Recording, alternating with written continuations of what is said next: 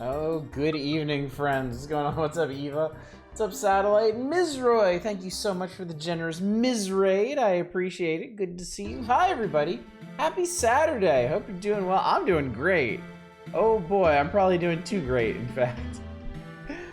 Oh, Eva, your speculation. Someone woke his lazy ass up on the couch. It's the opposite tonight, in fact. Tonight is like the polar opposite of last night. So, today is Saturday. It's me in this house with no family around. So I slept until like 11 a.m. Straggled my ass out of bed. Did a bunch of chores. Okay? To be fair, I went out, took care of the yard, cleaned out the garage, cleaned up the kitchen, vacuumed the house, did the laundry. I was on top of shit today, right? So I figured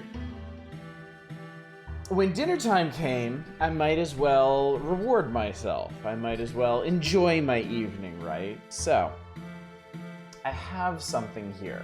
I have this. I have taught myself how to make cosmopolitans. But since I don't have much experience making them, I did some experimentation to figure out what the correct proportions would be. And because I'm not a particularly bright person, I did my experimentation with full drinks rather than partial ones. So, in stark contrast to last night, I am several in at this point and enjoying myself thoroughly. I think I got it right, though.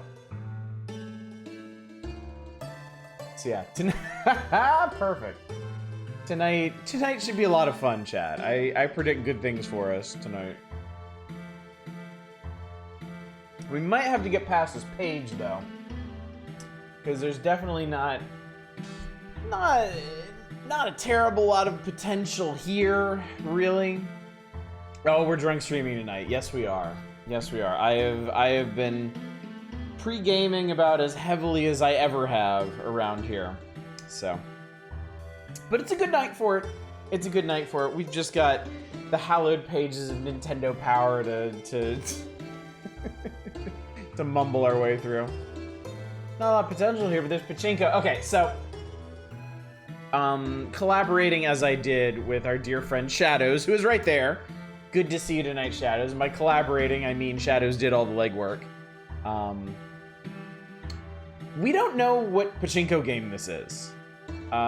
We don't actually have a name associated with this one. We can't even be sure if it ever came out. If I remember correctly, Shadows said that this particular developer was not on record as having released anything for the Super Nintendo, but let me double check. Yeah. Dev listed only made Pachinko games for TurboGrafx and Game Boy, not SNES. Also, no game corresponding to the release date given. So no, calm thyself, Eva. I have a solution. While this particular Pachinko game may be unknown to us, you better fucking believe there are other Pachinko games out here. So since you have made your request, I am going to scour both the NES and SNES for any Pachinko game that I can find, and we're going to give it a try. Not that I'm going to have any clue what's going on. I have played Pachinko once in my life, and I also didn't know what was going on. So I just assume that's the standard experience for anyone playing Pachinko. I have heard that there is some strategy to it, like it's not just straight up a slot machine with balls, but I'm not sure I entirely believe that. So. They mentioned with Legend of the Fire Emblem, they mentioned releasing on December 1991. That's not true. In fact, there's no Fire Emblem that came out in 1991. The first release in 1990, the second release in 1992. Yes. And I believe your conclusion here is that Nintendo Power was referring to the second one, which I do have a translated version of because I believe we actually played it before. Isn't it just gambling Plinko? Basically, yeah. Basically, yeah. Start gambling even before the game starts then, yes. That's Gaiden's battle menu, yeah. So, and if I remember correctly, this is the one we played before. Not gambling, Pachinko parlors have made sure that you don't win any money off of them in Japan. Oh, I was hoping somebody would bring that up.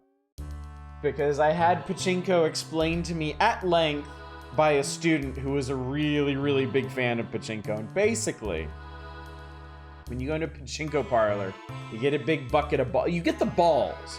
You actually put the balls into the machine. And if you win, you get more balls. So when you're done, when you've got all the balls that you're gonna get, you take them up and you get some random ass prize, like a hairbrush or something.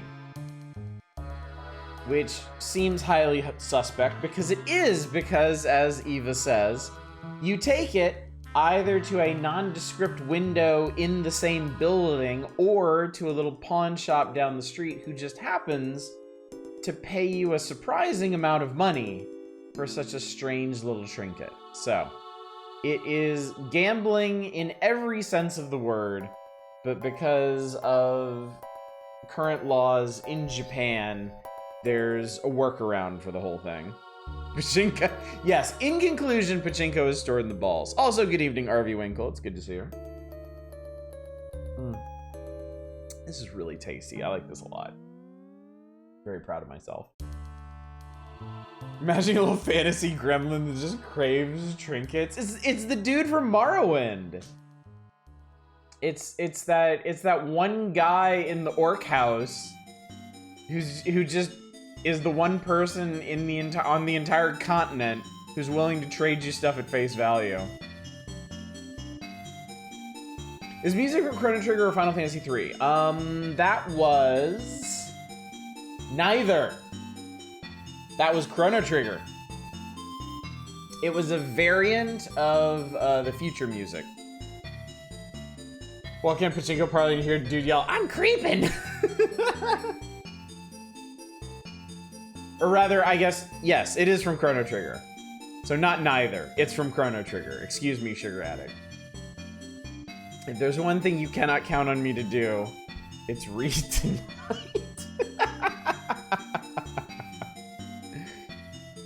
So yes, you were correct. You were correct, Sugar Addict Zero. Let me not impugn your good name. Eva giving my secret away. I'm this bad before he drinks too. Basically, England got around some liquor laws. You couldn't serve alcohol unless it was with food. So some pubs had a single ham sandwich you could buy and then immediately give back. I'm so glad this is the night we're playing the tactical RPG. It's been like 15 years since I played Chrono Trigger. I feel old, yeah. I feel like every day we're living through those memes where it's like, what you thought gaming was 20 years ago, what gaming actually was 20 years ago. Because all of these games we're playing are from more than 30 years ago. A fair number of the games we're playing tonight are older than some of our viewers. I think I might have found the series the Pachinko game is from, but I don't think the SNES game ever came out. Pachio-kun series of games on the PC Engine. Okay, okay, I believe that tracks with what Shadows discovered. I wasn't gonna call you out like that, but yeah, literally all of the games we're playing tonight are older than our friend Shadows here. Not this viewer, I'm ancient. I'm right there with you, buddy. Don't worry about it. There are plenty of us olds around here, reliving our childhoods as desperately as we can. Shadows is 12. Oh god, I don't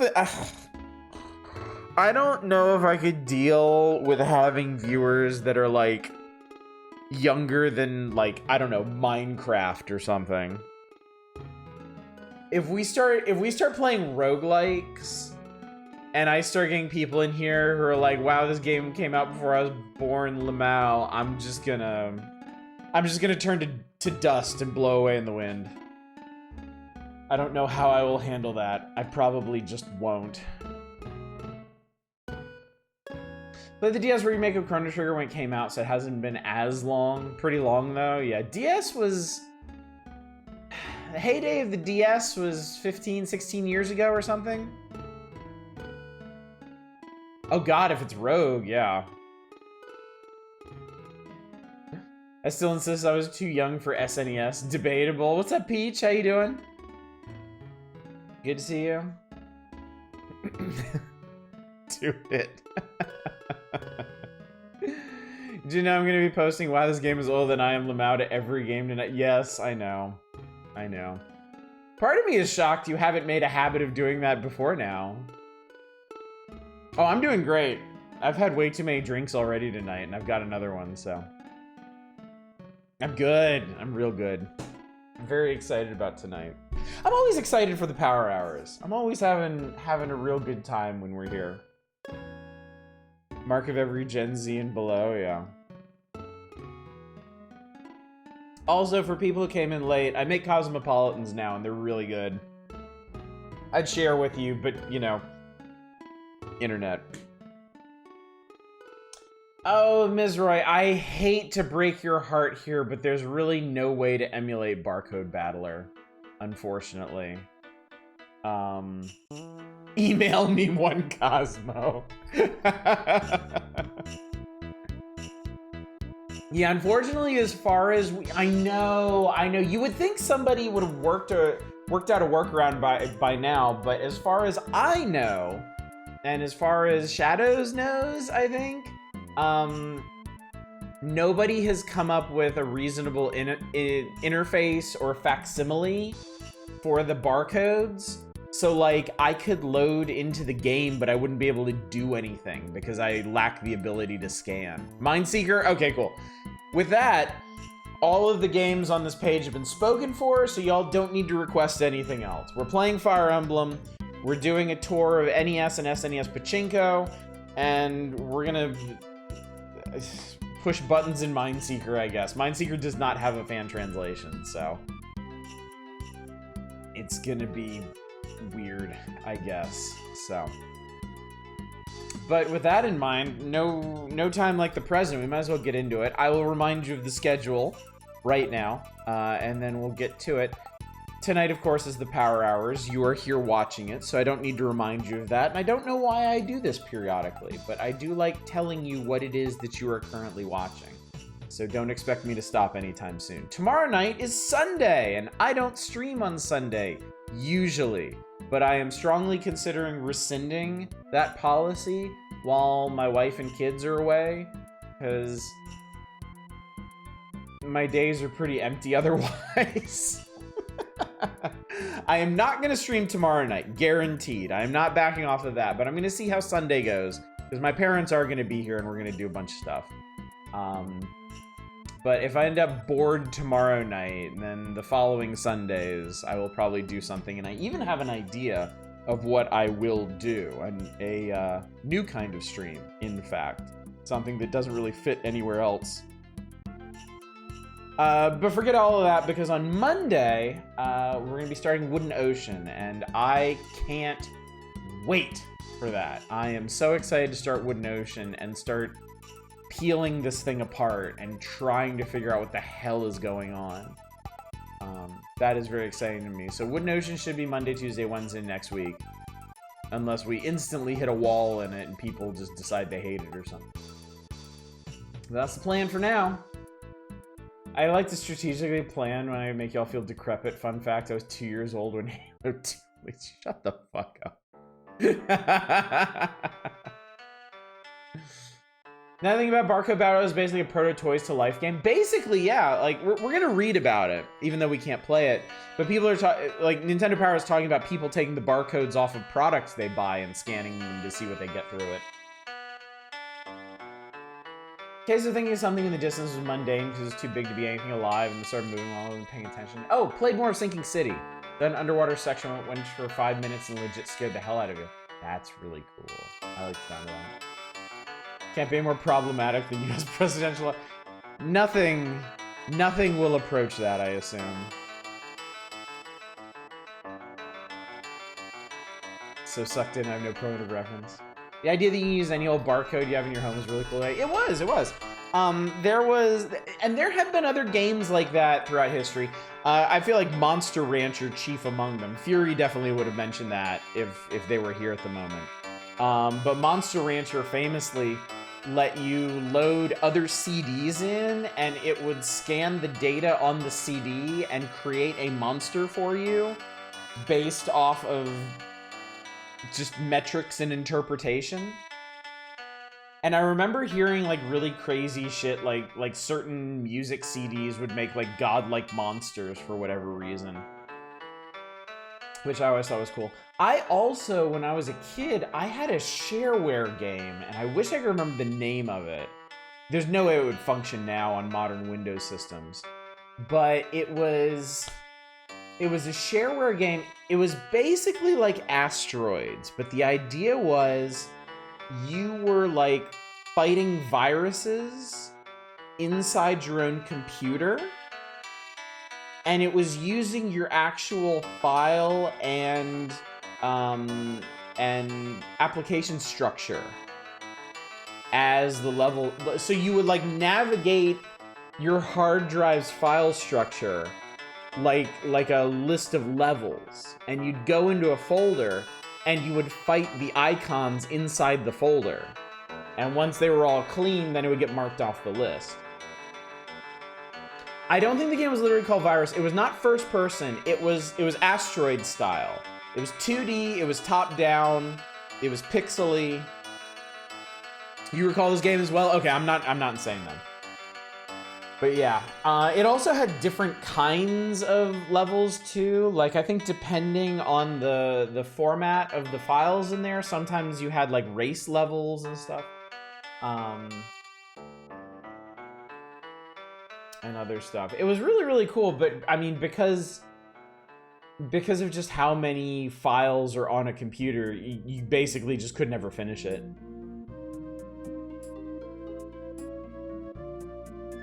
Marathon and Halo are cool. Marathon's a lot of Doom FPS era maze level design though. Marathon is a very interesting series, very interesting trilogy.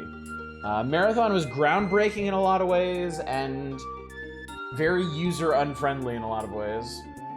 I'd make a joke that no one has done Barcode Battle yet because Nintendo would sue them for some stupid reason. You might be right, actually. You might be right. Though I imagine it's a lot harder to do peripheral-based games these days because we have so many decades of experience in how people just won't buy peripherals. I had friends stay over for days just checking all our CDs and see what monsters we could get. Go so frustrated if we got Plot Lock Monster, my Blue Phoenix.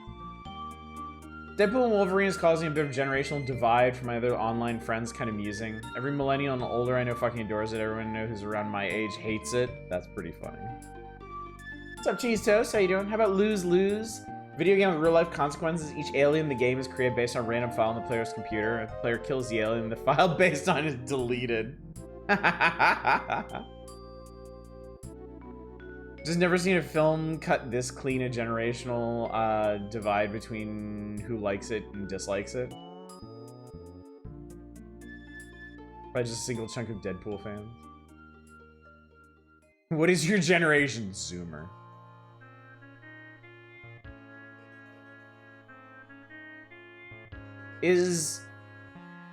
I forget. Is Zoomer different from Generation Alpha? I don't keep up with all this bullshit because I don't care. I have evolved past the point of boomers bitching about how unmotivated and unprofitable I am. So I don't really care about generational horse shit anymore. Alpha the babies. Okay, so my kids are Generation Alpha, right? Alphas began oh, okay. Alphas began 2010. Shadows was born in 2020. So the Zoomers are the teens, mid-20s. Okay, I got you. I got you. Oh, God. Oh, God, I have a Zoomer coworker. I just realized. She's really funny, though. She's a gem. But, oh, God, talking to her makes me feel so old. What generation do I belong to? I don't give two shits about these artificial divides some neckbeard devised. Yeah, don't worry about it. It's every division that exists to weaken people in some way. That's my hot take. That's my position. Like nationalist divides, cultural divides, everything. Every way we choose to differentiate from others is a way that we weaken ourselves as a society. I do believe there is a trade-off there in reinforcing one's own identity. But personally, I don't think it's worth the cost to society as a whole. She types like I do, then that's when you panic. She's not quite that bad, Franklin. She's an editor. We pay her to not be that bad. Because you're old, tell me something I didn't know. Social tribalism, yes. Yeah, it's innate to us, I think. It's the natural order of things. I think it is natural for humans to subdivide themselves into groups that they more readily identify with. But it's one of those things where I think if we could overcome it, we would be better as a whole. I think a lot of our problems lie rooted in that, but that seems kind of a highfalutin topic for a night where we're talking about pachinko games, so I'm gonna get into it, chat. Welcome back to the Power Hours. Welcome back to the games that didn't make it to the United States from Japan. Pages 3 and 4 of this. Oh, I made a terrifying discovery about this that I will probably share with you at the end of the stream. But this shocked me to my very core. Anyway, let's talk about Barcode Battle, which we're not playing because we don't have any reasonable way to play it. Barcodes, those small black and white lines, hold all sorts of information that can be read by computers. It's numbers. It's just numbers. You've seen them at work in grocery stores and other places where information must be processed quickly. In Japan, they're at work in video games. The Barcode Boy Set 2 comes with a barcode scanner, a Monster Maker game pack, and 2 character data cards. Although Monster Maker is also an RPG, it has a battle mode that lets 2 players enter barcodes and then go head-to-head battle. The codes they enter determine their players' hit points, magic points, attack points, defense points, and experience levels. After entering the codes, the players sit back to see whose character will overcome. The scanner reads any barcode, not to just... I just realized, why don't we have a mobile game that does this with QR codes? That feels like it would be an absolute slam dunk.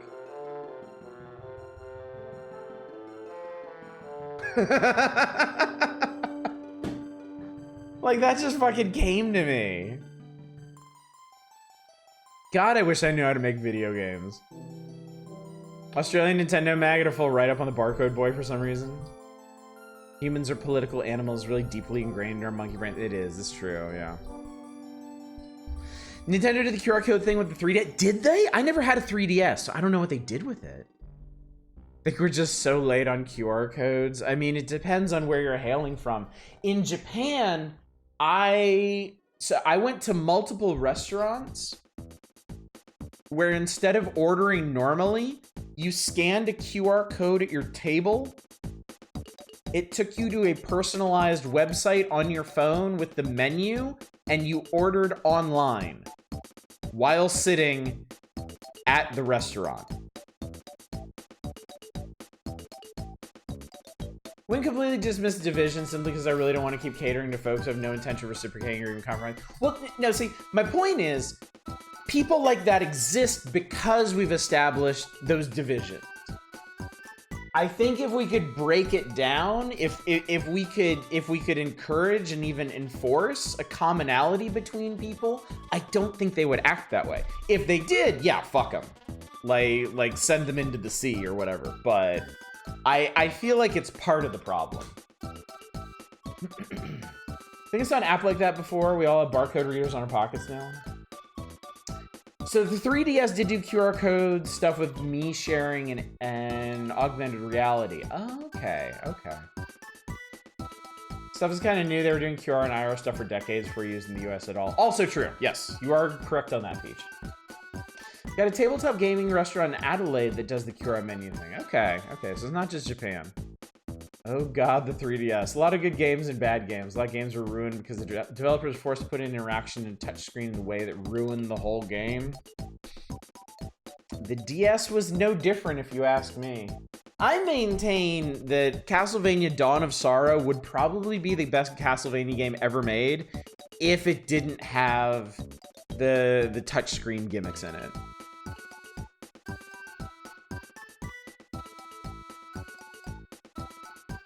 .3DS was incredibly cool. I kind of wish I had one. But at this point, getting the original hardware and games would be so fucking expensive, and it wouldn't really serve my needs because I wouldn't be able to stream off of it. Stupid circle drawing shit, dude. The glyphs you had to draw to finish bosses off were so frustrating. Hated that. Tried the mod that removes the touchscreen stuff. When I stream it, and I will stream it, and it will be the next Castlevania game that I stream, I'm pretty sure. I will do it with that, yeah. Because I don't, just let me play with a goddamn controller. Don't make me fuck around with a mouse on an emulator. DS might be your favorite console of all time. DS had a lot of really good games. The DS was a really good system. I was desperate to get a DS Lite when they came out. I was living in Japan at the time, and it took a Herculean effort tracking one down because they were just constantly sold out everywhere. And then I traveled all over the prefecture, going to different game stores looking for a DS Lite. And then I just randomly wandered into the one that was literally closest to the house I was living in, and they had a bunch one day. This is so funny. Didn't mind the stylus action in Dawn of Sorrows, but yeah, it felt forced. It was, yeah. It's just really annoying.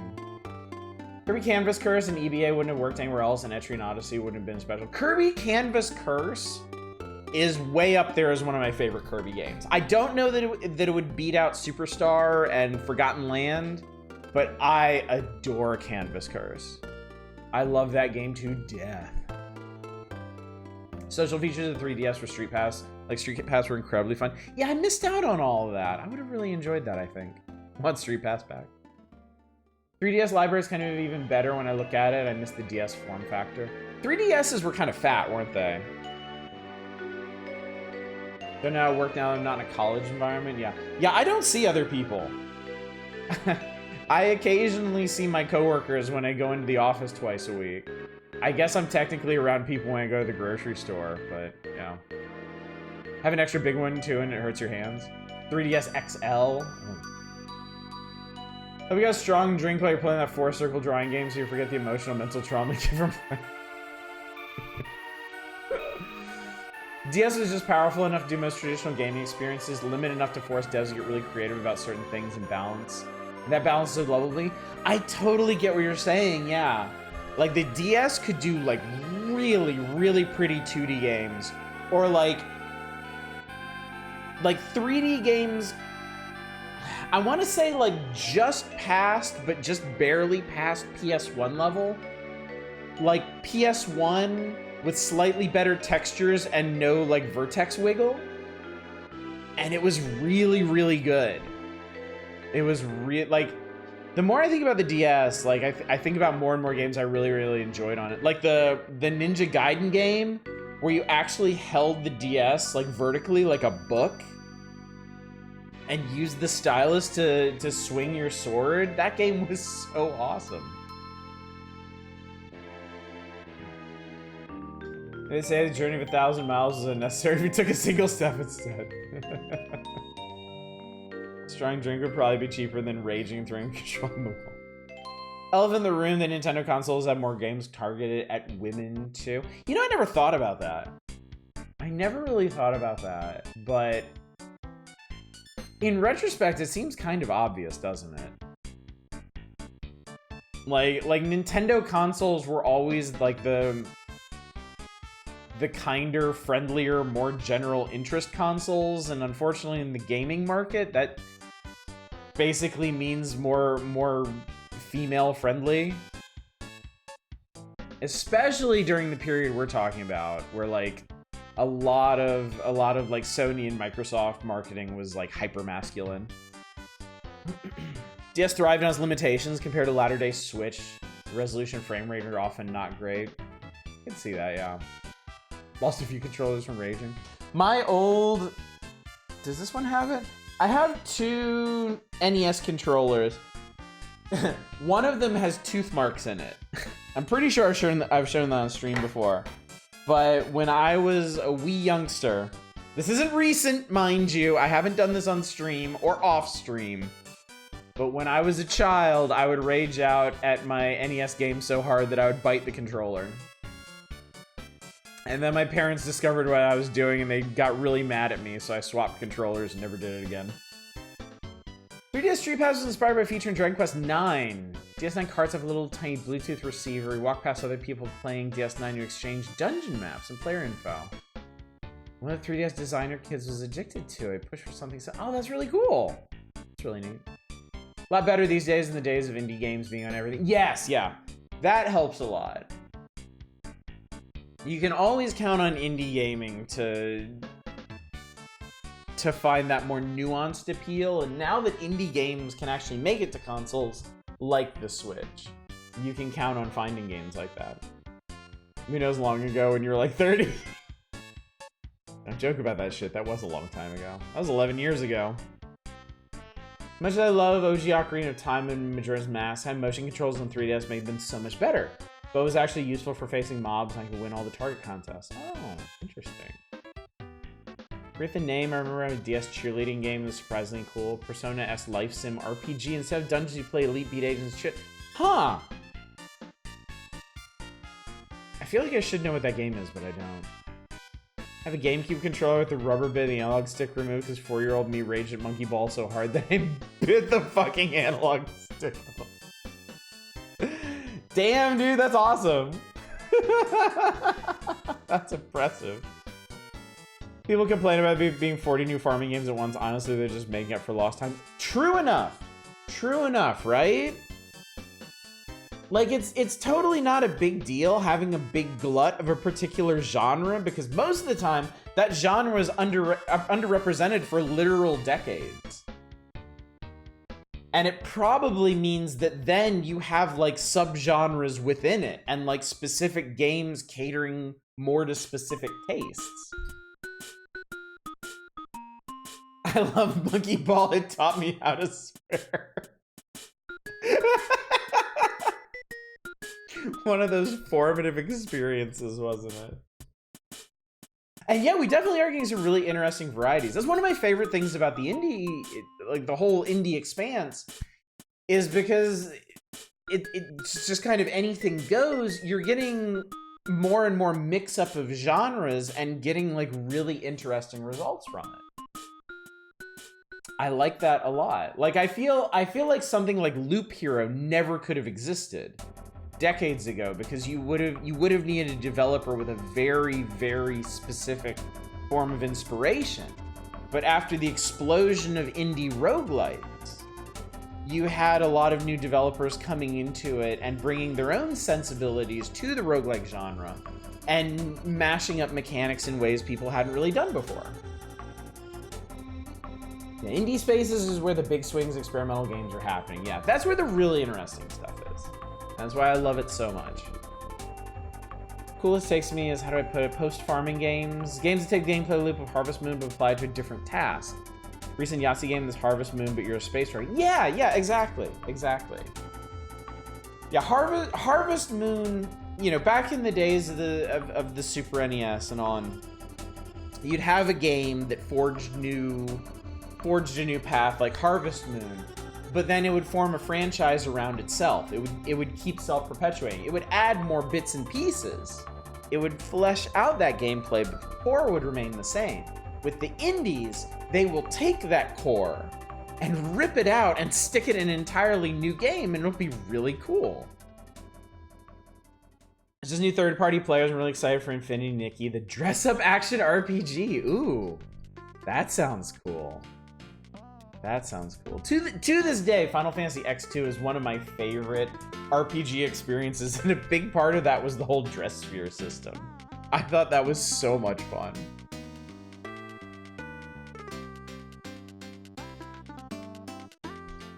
Admittedly, as flawed as Sonic Forces was, the dress-up aspect was actually super fun. Incredibly fun to grind out level ranks, get costume pieces, and dress up my goofy-ass wolf. Bird and Sky is basically a farm sim in space! And that's the other thing.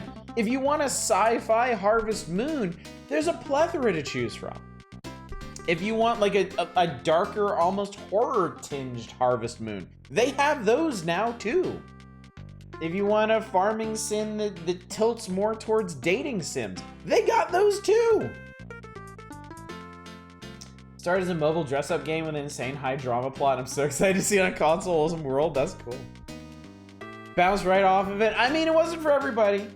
No game is. But yeah, it felt like a weirdly appropriate evolution from Final Fantasy X, honestly. So no one took this. Final Fantasy Charlie's Angels did indeed have really fun mechanics. It is... Mechanically, Final Fantasy X2 is probably my favorite out of the entire franchise.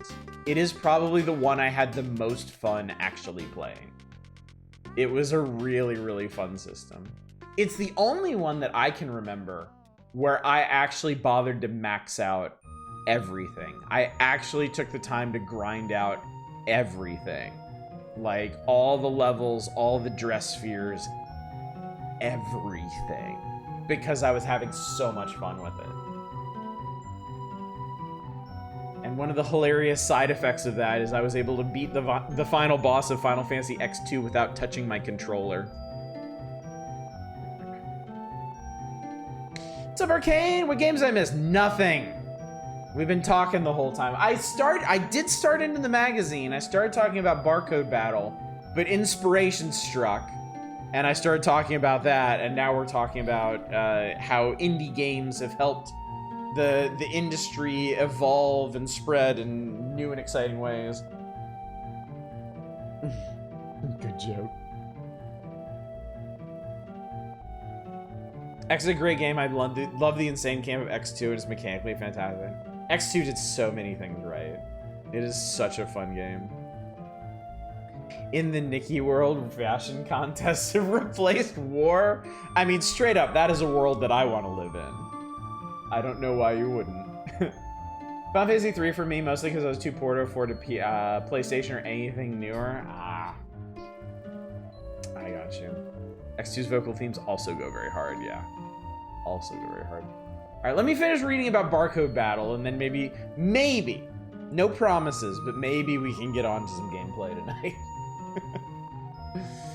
The scanner reads any barcode, not just the ones on game cards. The challenge is in trying out lots of codes to find the one that will yield the most powerful character. Parents across the country have found holes where barcodes have been cut out of every cereal and chip package in the house. Must really love this game. The scanner is also compatible with auto and horse racing games. Horse racing games are very big in Japan. Players of those games will search out codes that will give them the fastest car or horse. Released in December of 1992. Number sold 35,000. Pretty thin. Again, any game that's saddled with a peripheral is gonna have an uphill battle, including in Japan. It was for Game Boy from Namco / Sofel. The concept of customizing a game using barcodes is intriguing, and players really scramble to find those killer codes. Barcode scanners are also available for Famicom and Super Famicom in Japan, but the number of compatible titles and variety of play is limited. Maybe we can spend another hour reminiscing about games we had a lifetime ago. I mean, what else is the Power Hours here for, if not nostalgia? Except for horse racing, where saddles are very useful, actually. Those numbers could be more made up than the points on whose line it is anyway. Oh, Shadows, I believe, confirmed on Thursday. One of those number sold figures was just completely made up. Horse racing games tend to be adjacent to racing sims, right? Honestly, okay, no. Horse racing games have evolved wildly in Japan. I did not go to a game center this year in Japan, but last year, in previous years, I mean, Peach, that is a whole discussion unto itself. That is the Ouroboros eating the tail of the horse racing genre, if you ask me. But no, horse racing games in Japan, I've seen, I'm sure there are home versions, but the ones that I've seen are card collector games at game centers. There is a huge, like a huge cabinet, I guess, with a giant screen on it and several places for people to sit.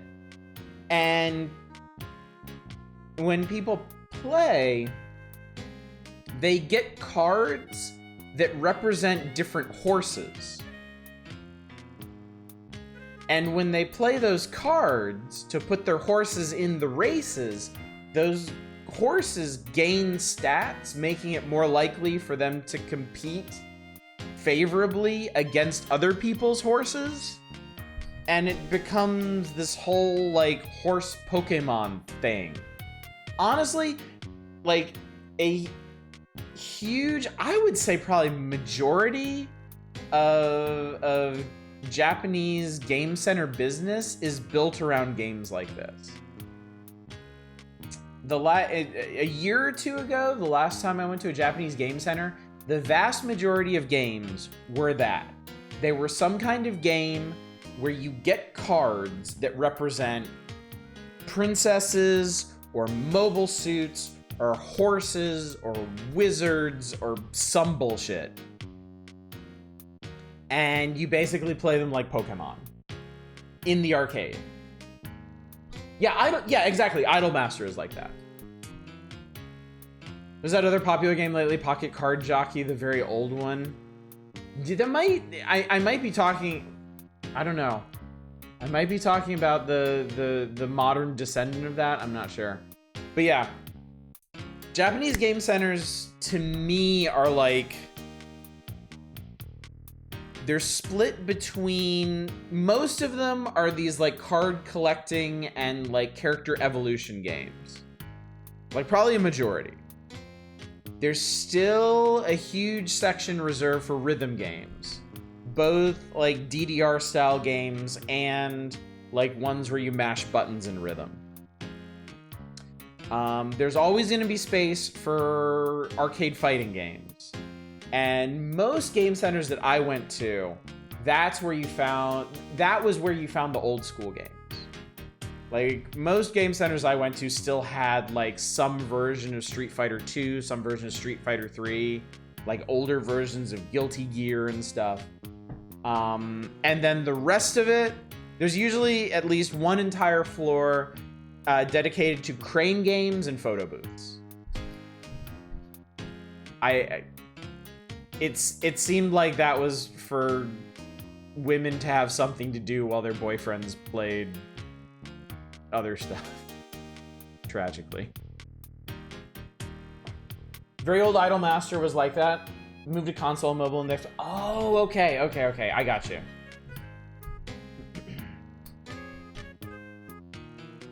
But yeah. Where's the nearest arcade with rhythm games was an entire day's drive away. I mean, we don't really have arcades around here anymore. I don't think any of the malls have arcades. We had an old We had an old arcade at the harbor, at Kings Harbor in Redondo Beach. But this would have been close to a decade ago now. They never got rid of their old arcade cabinets. They had like OG Galaga and Pac-Man. They had like original Time Crisis. It was just like an old like carnival style like arcade, right? But that eventually got closed down and all those got sold off. So I think the modern equivalent now is Dave & Buster's. I think for a lot of people in the United States, the closest you get is Dave & Buster's. While the boyfriends played the cool games. Okay, don't get me wrong. There were definitely women playing games. A lot of women playing rhythm games. Some women playing the different like collector games. I even saw a few women playing fighting games. But yeah, in general, it was pretty stratified. Oh God, I just clicked on that. Justin Brett. She's the best. I guess if you got her, nothing else really matters, huh? Oh man, so I kind of wish I'd gone to a game center now. I'll probably go next year. Remind me, chat. In a year's time, remind me to go to a Japanese game center and report on the current state of things. So, all right. Anyway, moving on. Let's talk about Legend of the Fire Emblem. Legend of the Fire Emblem is a game that combines elements of strategy and role-playing in a fantasy setting. Dragons and knights populate the Fire Emblem world. As is true in traditional role-playing games, you activate pull-down menus to perform many of the actions possible in the game. Menu-based violence, chat. For example, you must approach people and characters and use the talk command to speak to them. What's different, though, from average RPGs is instead of having a single party that moves with you, you have units you can control in order to gain territory. You command them to move, and after you give your command, you'll see them take up positions by marching into place. You move them from area to area, strategically placing your units to block your enemies' moves and gain control of the region. Most other action is in side-scrolling one-on-one fighting sequences. Although it's not a blockbuster title, it's very popular among Japanese players who've cut their teeth on computer games as an interesting storyline, whatever. This feels like a really poor description of what Fire Emblem is. Because I really would not call the battles side-scrolling one-on-one fighting sequences, because you have no input on them. And the whole like posing it as taking territory, like I kind of get what they're getting at, but it doesn't work to describe the point of Fire Emblem. I wouldn't even use that kind of terminology to describe Advance Wars, and you do literally take over cities in that. With Gaiden, I would like to note they're also failing to describe most of the fucking game. Yeah, exactly. Did they really not have a good way of describing a strategy RPG that back then? I mean, think about this from the perspective of a Nintendo Power editor in January of 1994. Or I guess 1993, really, because this would have had to go to press before January. How many strategy RPGs could they have been exposed to?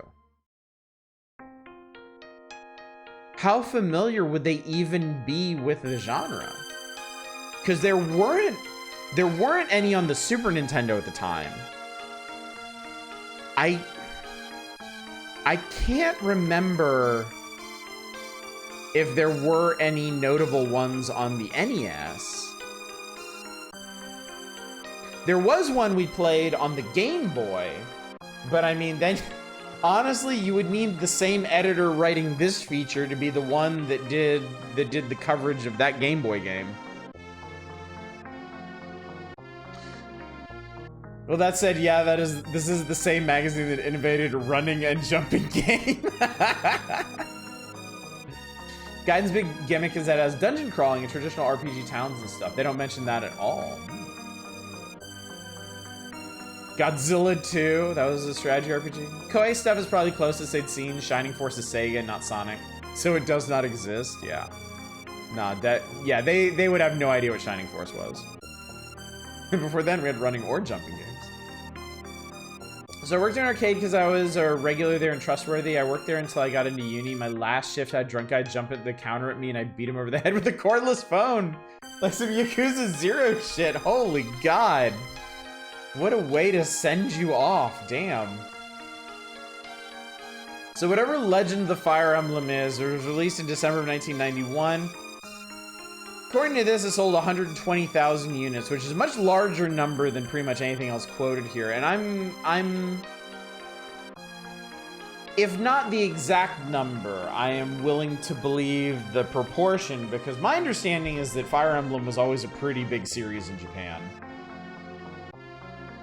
Legend of the Fire Emblem offers a different kind of play experience, one that computer gamers would probably like.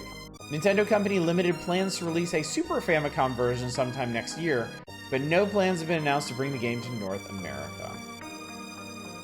I wonder, chat. This is one of those games that I can't help but wonder. If Nintendo had made a concerted effort to bring the Fire Emblem series stateside during the NES or SNES eras, do you think it would have made a big difference?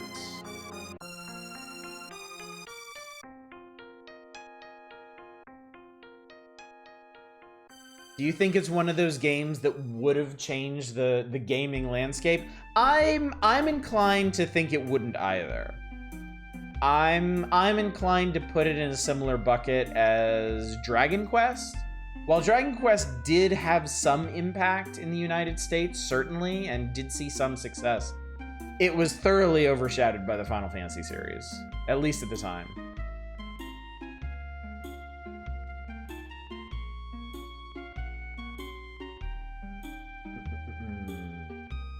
I feel like it took a little while, but by 4 at least, yeah.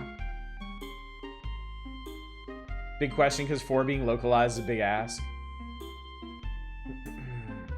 Yeah, Fire Emblem is big here now too, but I think I think that's a product of the times. I think the American market is definitely more primed to appreciate something like Fire Emblem, especially after Advance Wars on the Game Boy did so well years ago. Releasing one next year, motherfucker. Mystery of the Emblem was the month of publication. Oh, is that what they're talking about? Wait, Shadows, is that actually... Did you just crack the code? The game they're mentioning would come out next year in Japan. That's Mystery of the Emblem that released in January 1994, the same month this issue came out. Oh, so that's not the one that that's not the one that this feature is on, but that's the one they're name dropping as the Super Famicom version next year. Okay. I got you. Check Discord. What we got. No kidding. No kidding. Okay, cool. Thank you, 2Hit. Holy shit, okay. 5 is also set in the same universe as Deliberate Motherfucker of a Game, infamous for its difficulty. I'd like to have seen the Americanized cartoon adaptation of Fire Emblem after it got popular in the NES era. I would have too. I mean, I'm always gonna be a proponent of more games is good. You know, I wish that Fire Emblem had been localized and brought over. You know, I wish the Mother games had been localized and brought over at the time. It's great that we are in one way or another making up for lost time now, but having more games on the market is always a good thing in my mind, and I'm always curious with big franchises that didn't come over to the United States, what kind of impact might they have had? But yes, in the case of Fire Emblem, I am forced to conclude, just based on the performance of other like strategy and RPG games on the NES, it probably would not have had a big impact at the time. Mystery of the Emblem was also the one that caused the series to explode in Japan. Fire Emblem OVA in the 90s, it got dubbed at the same time despite it's not getting the game it's based on. Probably would have been fine, but not set the world on fire. Exactly, yeah, exactly. What kind of impact would Mindseeker have had? Well, we'll have to experience it for ourselves first to really say. It's really sick. One of the Mother games in the US, the moment I saw the concepts in Nintendo Power. Okay, Mother, I think if the original Mother had been brought over on NES, I think that would have been a big deal. I think having an RPG set in like modern day weirdo Japan's idea of America, I think that would have went over big. And I think it would have set a better stage for Earthbound. Yeah, I mean, Earthbound was big. Nintendo Power also pushed Earthbound really hard, though. Like, Nintendo understood what they were dealing with at the time, and they made a major media push for Earthbound. And it paid off, you know? Earthbound sold, as far as I know, Earthbound sold really well, and they got a lot of lifelong fans out of that, which makes it even weirder that they never localized Earthbound 3. Mother 3. Whatever you want to call it. I think admittedly the timing they had with introducing people in the West to the franchise of Smash Brothers, Melee, and then releasing Fire Emblem 7 was a very savvy choice. I agree. They did seem to handle that particularly well. Helps that Fire Emblem 7 is a very in-depth tutorial for SRPG gameplay. It's really beginner friendly.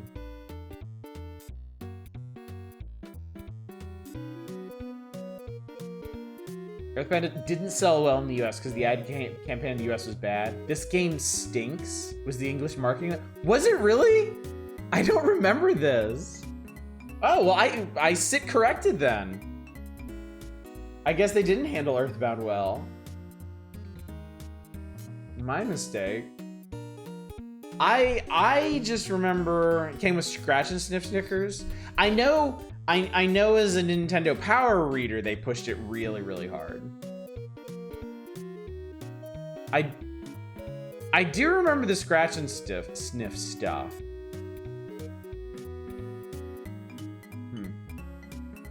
I'm not shitting you. There's a Final Fantasy OVA where the main protagonist is a magical glowy ass because they got one of the crystals in there somehow. The game is packaged with a guide and an extra large box, and I think that also cost more than the game. Yes, I believe Earthbound was $80 at retail, if I remember correctly. And I do remember the extra large box. So yeah, well, okay, well, I was wrong about that. I guess they did not handle Earthbound particularly well.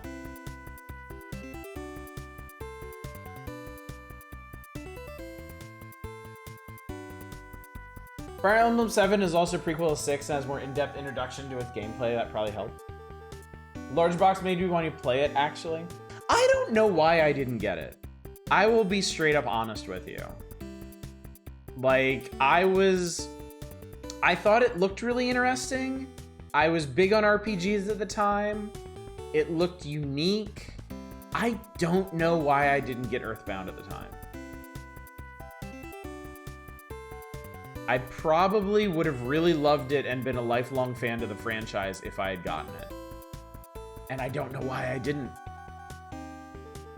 Shame because the game itself was localized well enough and the game itself is obviously great. Marketing the extra cost just did not help it. Yeah.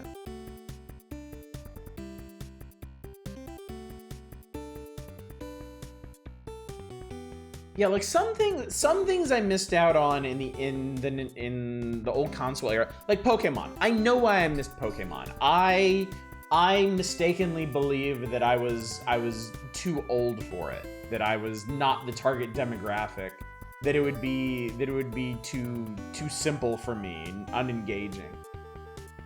I know why I missed out on Pokemon. Earthbound, I don't know why. I don't know why I skipped that one.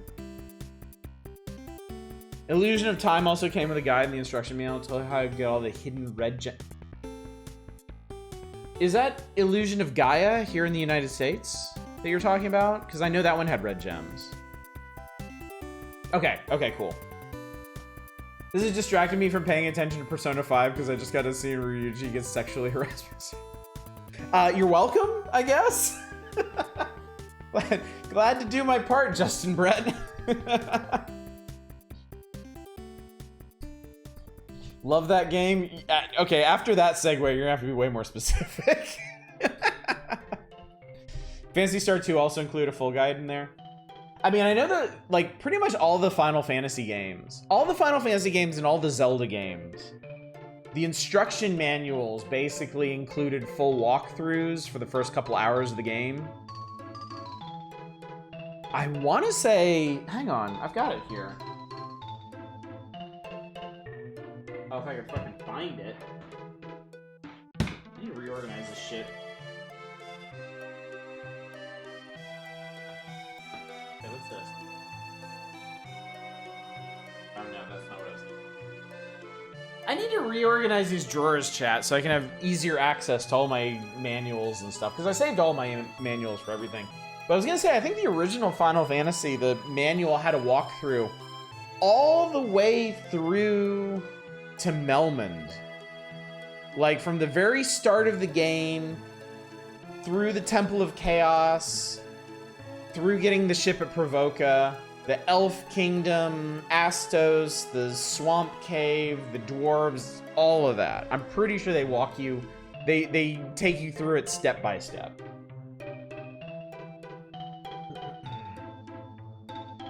Phantasy Star 2 fucking needed. That game is so fucking tough. We talked about that. I remember talking about that when we finished Phantasy Star 1 on this channel. And it was really early in the evening, and I took a little cursory glance at Phantasy Star 2. And that game was just busting my ass right from the start.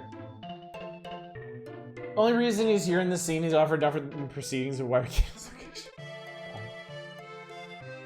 Reoccurring issue with later personas. Very particularly P5 issue because of how they set up the very first villain. That's off topic. Yeah. I know there have been people after me to stream a Persona game at some point, but I've got to be honest with you. The games don't really appeal to me much on a personal level, and I swear to God, every time they come up in conversation, it's people talking about how they're great, except for these particularly skeevy scenes, and I'm just like, oh, okay. Like, every time. Love how Oddish has negative interest in Persona while all of chat. That's the thing! That's the thing! Every time y'all talk about Persona, you're like, yeah, these games are amazing as long as you ignore all the sexual harassment and, like gay panic shit. It's like, huh, okay. People are prone to make a big deal about the bad bits because we all play. Yeah, no. I get it. Y'all wouldn't love them if they were super problematic. Don't worry. I understand. It's just the impression that I have of them is I've looked at Persona games. I watched a friend of mine play one ages ago, 2 or 3. I don't remember which one. And I was like, yeah, this is a really cool idea. It's not for me. Like, I don't have a personal interest in playing them. And then inevitably whenever they come up in conversation about chat, because y'all are so familiar with them, y'all talk about the problematic bits. So it's just, I get a really, really weird perspective on the series because of this bizarre relationship we have, chat. Don't you want to play the 170,000 hour game? Also nitpick the games I love, admittedly. Probably nothing. No. Don't ever stop critiquing the games you enjoy, you know? I really think that's an important aspect of being a fan of things, is being honest about their shortcoming, you know?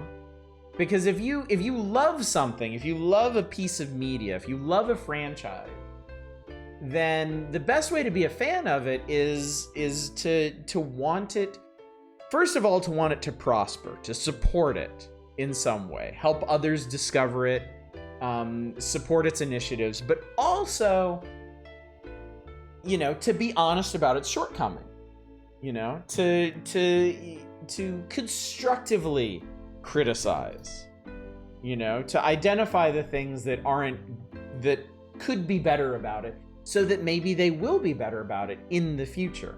I absolutely 100% do not subscribe to the toxic or reductive fandoms where they just they latch on to one particular aspect or era of a franchise and put that on a pillar and tear down everything else that comes after. But we don't need to get into this. I've talked about that enough when it comes to Star Wars or Star Trek. So y'all know where I stand on that. But I do think, ultimately what I'm trying to say here is constructive criticism is good and healthy, both for the thing that you're criticizing and for yourself. Because if there's one thing that seems to be like bleeding out of people these days is critical thinking. And constructive criticism is a cornerstone of critical thinking. So please don't ever give up on that. And the first thing I see when I come back to chat from that is everyone needs to like the things I like or they are wrong. Hi, Manic. Good to see you tonight. Arcade's like, fuck it, play a game.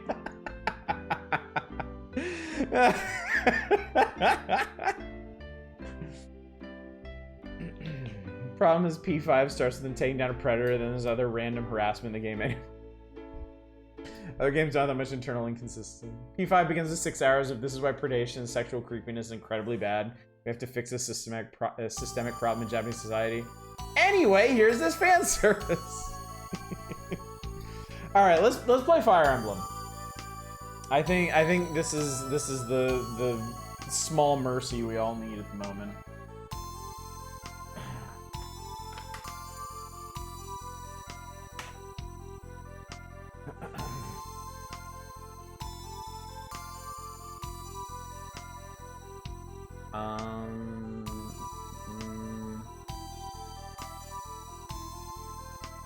There we go, Fire Emblem Dead. Okay, cool.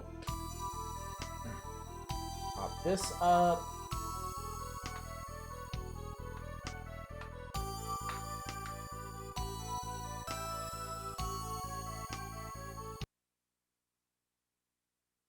I don't know what that song was from, but I really like the cover of it.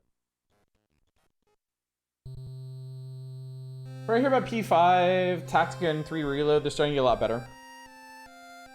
I haven't played either of them. I can't vouch for anything other than the friends' impressions. I know we played this before. I just have no memory of it. Well, I guess maybe we haven't. Or I just didn't save? I don't remember now. Maybe we didn't. I know we streamed Fire Emblem, but I can't remember if it was this one or not. Chap 1 to Sophia. Alm, rest. Your sword training is over. You played 5 minutes during an important night while half asleep. Oh, okay, so I just don't remember. That's, yeah, that tends to happen. Cheers, chat.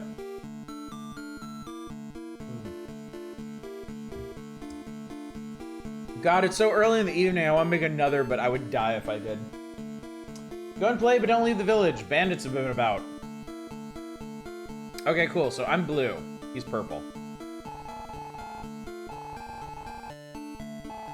Imbibe? Alright, well, I'm gonna have to start hydrating, then.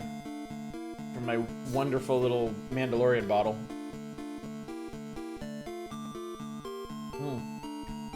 That's good water.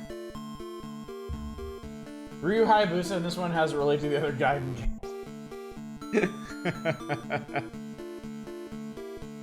It took me an embarrassingly long time to realize that Gaiden meant side story. That's sucking on Mandalorian will get you banned from Twitch. Oh no, this is the way.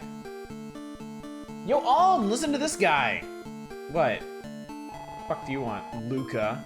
The infamous General Dozer has initiated a coup. Sophia's castle was captured and the king has been killed. They formed a liberation force to fight against Dozer, but it's not good enough. So I came down to General Meissen to help. Okay, well I can handle that. You ever never got about Fire Emblem? There's remakes of some of the games. For some reason, they're all considered separate numbered entries. Like, imagine if Final Fantasy VII Remake was titled Final Fantasy 16. I can kinda get that. I mean, it's sort of how movies work sometimes.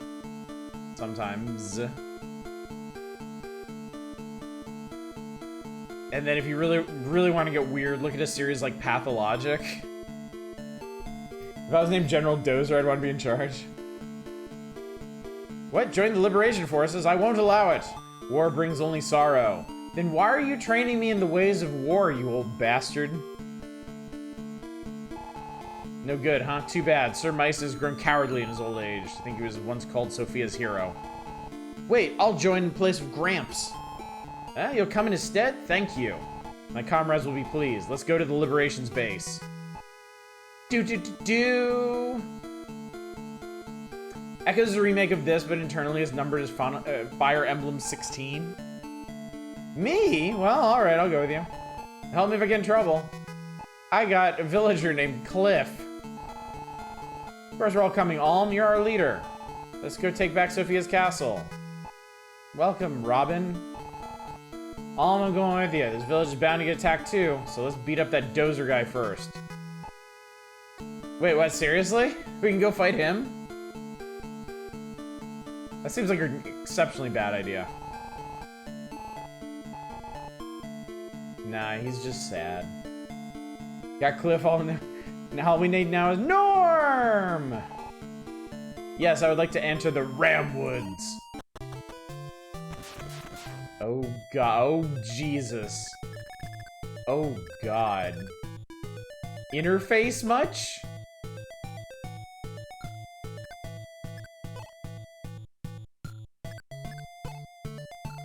Do we have menus? There we go. Roster assault, gather, turns, quick config, end turn.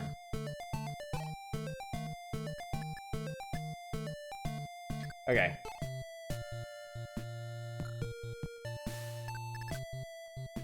You move over here. You fight this guy. Kick his ass. It's a thief! Whack.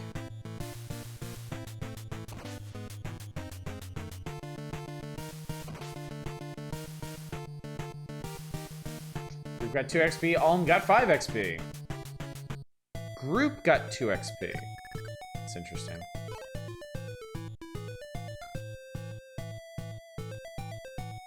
Apparently he can't do anything. I love how they're changing letter width and squishing letters together to fit dialogue within message boxes. It's actually pretty cool, honestly. Nobody can accuse his error on Slack on music. That's true. Okay, so nobody else can do anything? Oh, no, wait. I'm sorry. It's me. I'm an idiot. I was using the interface improperly. Yeah. No, that's on me. I'm stupid. I'm a big idiot.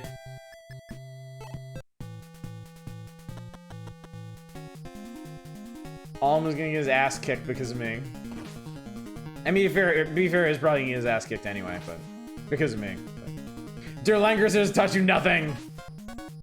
Actually, I don't know. Alm is fucking kicking their asses, even though they've got initiative.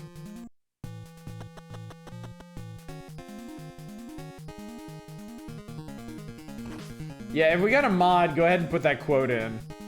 That one seems pretty evergreen.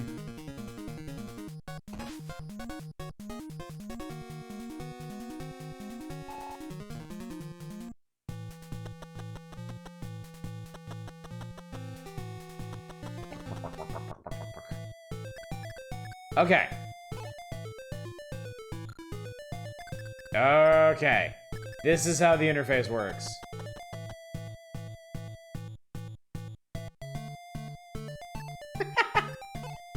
There's something really appropriate about not the entire quote going in.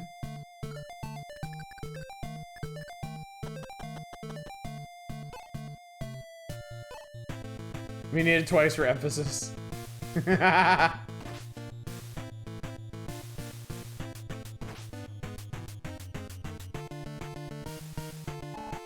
Wow, Cliff only attacks once per turn. What a lazy idiot. Go, Luca. Fight the mans. Oh my god, he stabbed him right in the face. Yeah, Betty finishes him. Dude had brain damage after that first one. It's a mercy. Oh, they get a lot of experience for finishing dudes off.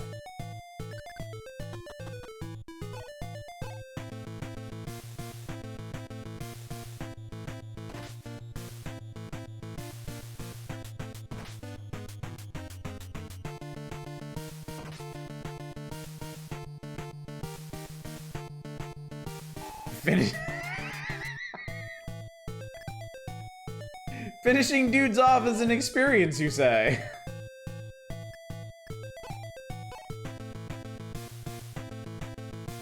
Get him, Mom. Yeah, get his ass.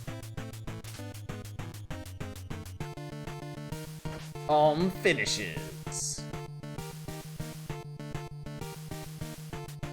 You're not gonna get to it. A fun thing with Gaiden is villagers essentially operate under Final Fantasy's job system rules. When you get to shrines, you can change your class to basically any base class you want. Oh, that's cool. That's really cool.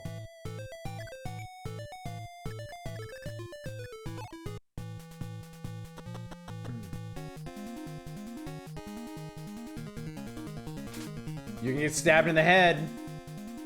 I've told you, bro. Oh, you're gonna die. Oh, no, you're not. Damn. They're like, God damn, I really do not want to get stabbed in the head again. Love to evenly distribute experience by feeding kills. Yeah, I don't know. I'll be honest with you, I don't know how much I would enjoy Fire Emblem personally. I really enjoy Advance Wars a lot. I love the Advance Wars games. I don't know that I need the systems to be any more complicated than that. I don't know that I actually want to be concerned with experience points and such beyond just which units to match up against which. Maybe the modern Fire Emblem? Maybe, yeah.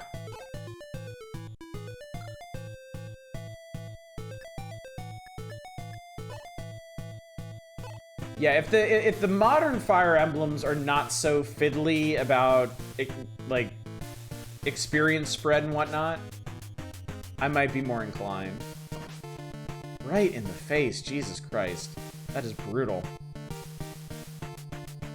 Not a big Tactics game person. I did Aurora's Awakening. Okay. Okay. It might be worth a try at some point. The earlier games of permadeath are pretty generous about giving you units. Most games give you 1 to 2 units per map. It's more about emotional attachment angle. Gaiden in particular, you actually get different endings based on who survives the game. I like the concept, definitely. I do like the concept.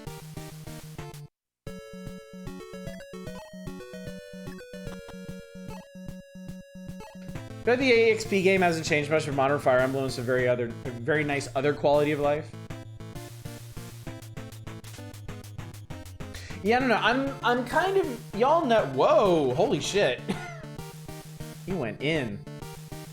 I'm touchy about strategy RPGs to begin with. It's got it. Well, I conquered the thieves. I have really got to get into a strategy RPG to be able to stick with it, and I'm pretty picky about them. So. Yeah, it's not like, you know, with RPGs, I'm willing to take a chance on whatever. You know, I'll try Legend of the Ghost Lion or whatever. But with a strategy RPG, it's tougher. Oh, was I supposed to go back to town? Do your characters not heal? No, it seems like they do. Made me nervous for a second there. Being able to display all tiles threatened, toggle which enemies you care about, show when a move will change an enemy's preferred target. Okay. Just curious to see a rest option here. What does the rest option do? Because all my guys seem to have their... All my guys seem to be at full health.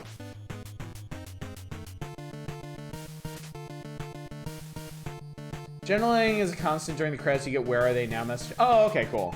I do like those. I do like those a lot. Does the game have similar RPS? The Fire Emblem Awakening? Rest is a turn skip thing. In some chapters, enemies move around the world map like you. Okay, I got you. I got you. Oh, rock, paper, scissors. Okay.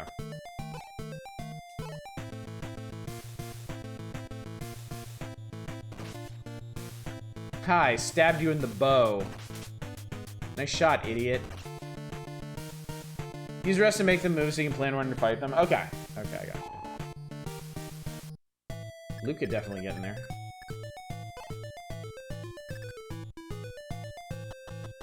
I hate not having movement radii displayed on the map. Feels bad.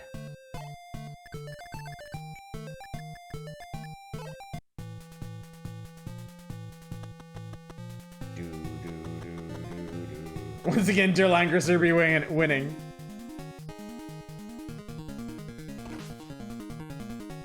Fix movement range thing in the Super Famicom games. Yeah, I mean, I would totally buy that it was a limitation of the times or whatever, something that needed to evolve. I certainly wouldn't hold it against this game, but it, you know, I think I wouldn't really consider this one like for a full playthrough, for example. I think if I was gonna get in the Fire Emblem games, I would ignore my usual thing of wanting to start at the beginning of a franchise and just jump in wherever y'all said was appropriate. Modern quality of life makes them a lot more playable. Yeah, I think that would be big for me. Because again, Fire Emblem's not really, like, it's never been a series that's been very, very much on my radar.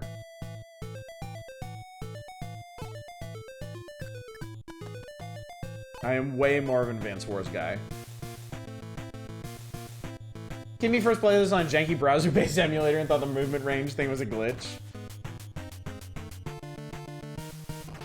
This one's battle animation skill. I like this though. I like this. It takes me a very long time to get to the point where I speed up animations in Advance Wars. I have too much fun watching my troops like shoot at each other. I will say this is good though. This is solid. I do think American players who had the patience for a game like this would have really enjoyed it if it had been brought over.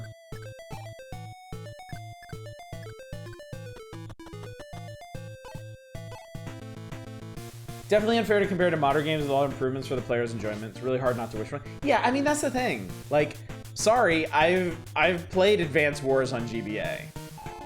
Like, I can see movement radii. I can see threat radii. Like, of course I'm gonna have to compare this to that. GBA ones have the most extra battle animations ever. One of the units has a shield, throws in the air, front flips into the enemy with his sword, then grabs the shield out of midair.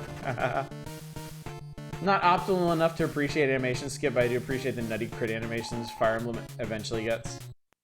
I mean, I think it's cool that they have special animations in this one. Like, I think that's definitely to the game's credit that it has that level of detail. That jumping slash, what's-his-face did was really cool. Ow. Eat shit. Proper RG form is definitely spin 360 to crouch before firing. Hey! Luca reached level 3. Luck up 1. Great, you're marginally luckier than you were before.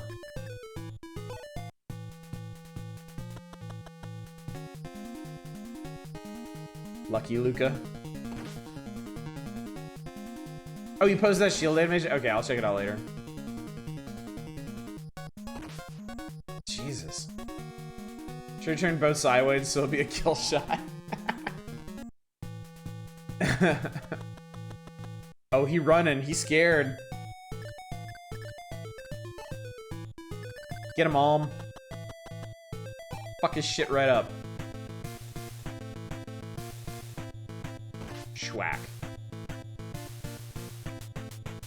By the way, I'm not gonna experiment with them. But what are the other options on the menu? Like assault and gather? Do they do anything in particular? Wow, you cannot move very far.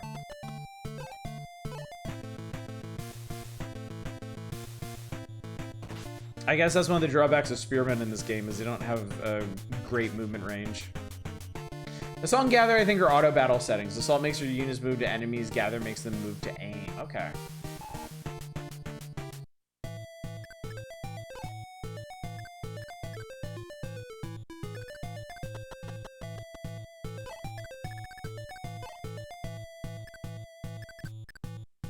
Almost.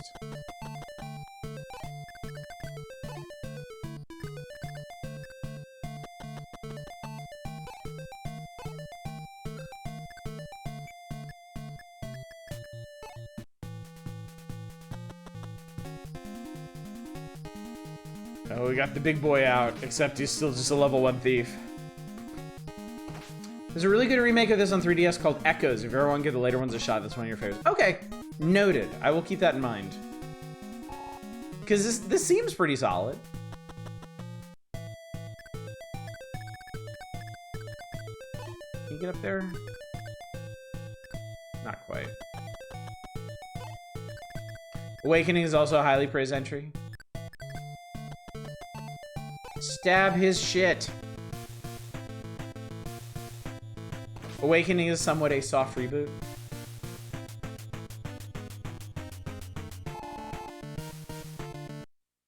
Our trees do seem to be acting as difficult terrain, yeah. I'm definitely noticing a reduction in movement radius when trees are involved.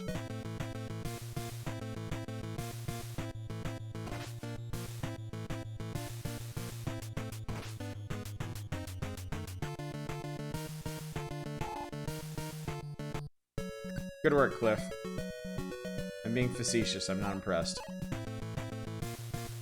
Get him, Gray. Boom! That's how you do it. If you hide in trees, enemies have a harder time hitting you. Okay, so you get a defensive bonus for it, too.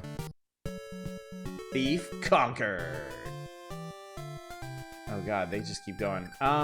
Is this anything? Thief Shrine.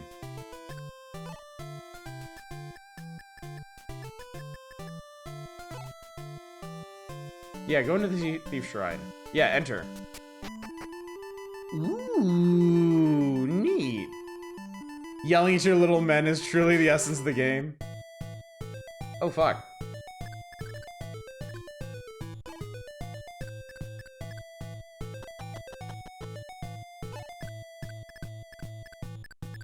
I mean, on the one hand, this is really cool. On the other hand, this is an exceptionally boring battlefield because it's just an empty box.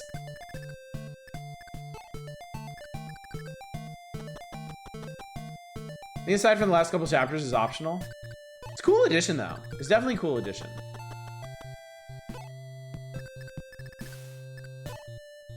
I think Alm might get surrounded and beat the shit up. Depending on how smart the AI is in this. Shrines are where you can also promote your village. Oh, so like I can turn my villagers into thieves here, maybe?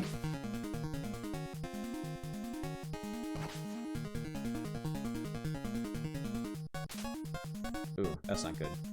Maps are not great examples of Fire Emblem's design sense. I'm here with Toxic Fumes doing Hail so far. We're playing Fire Emblem Gaiden. This is the only game we played so far tonight. Gaiden's maps tend to be pretty boring. Few cool ones are not height of series. Cliff reached level 2. Good job, Cliff. Alright, Alm. Show us what you got. Damn, dude. Echoes keeps most of these maps the same, really. Ooh, Alm's almost leveled up. He's already really strong. How old is Fire Emblem? Ancient. Fire Emblem started on the NES. This is the second game in the series, and this one came out in, what, 91?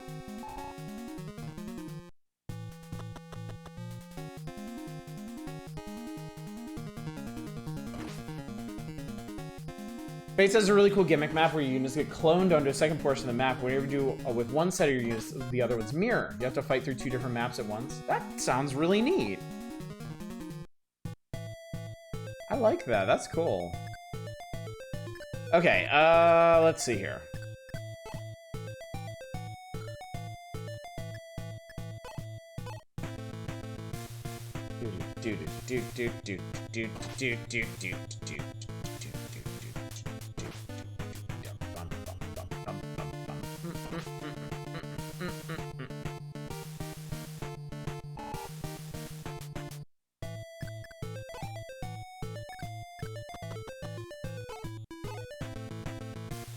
Maybe not recommend Fates as the first entry.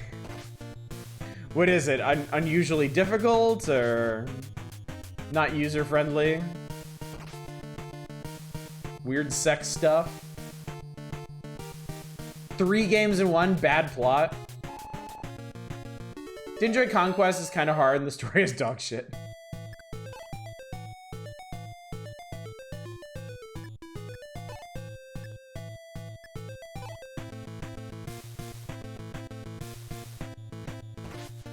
Oh, I think Alm is gonna murder this guy. Get him, Alm. Finishes. Was that the run with the removed petting minigame? Oh, God. Oh, God.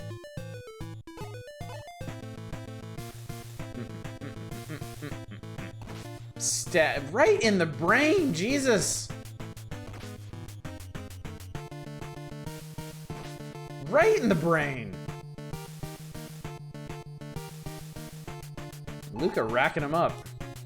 Awakening had to focus on relationship stuff where your units can get married after they fight with each other enough and have kids in the second half. Fates learned the wrong lesson for Awakening being popular and assumed everyone loved it because of the relationship stuff. So Fates is absurdly horny? Yo, I was just kidding! God. Did love the relationship stuff, but not for being horny.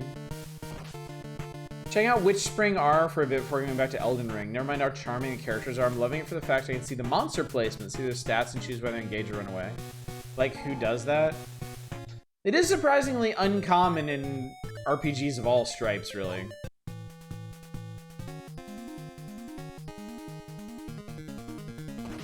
Can't believe a game could be that horny. Well, back to Akiba's strip.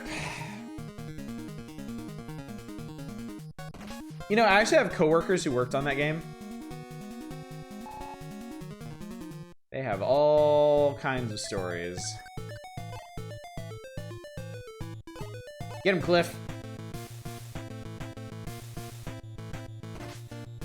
To be fair, the relationship stuff is a significant part of it for a lot of people. Well, I imagine those who genuinely enjoyed it really enjoyed having that focus on it. Starting Fire Emblem 4, the support combos where units stand next to each other to build bonds and have little combos with each other where you get to know about your unit. That's neat. Okay, not Gray. Gray is fucking level 6. Actually, Alm, you should take this one.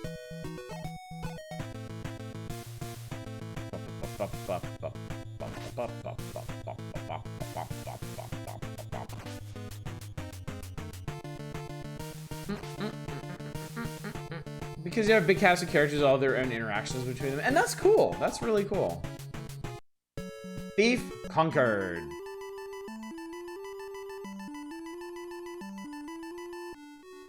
Ooh. Wow, this is a nice shrine for Thief. Hi, Silk. I'm Silk, a priestess in the service of Mila. I was brought here by bandits. Please let me come with you. Oh shit, I got a new character. That's awesome. Children of Mila, step forth to gain your promotions. Promote Gray to Mage? Hell yeah. Gray was promoted Mage. HP up 4. What else can we do?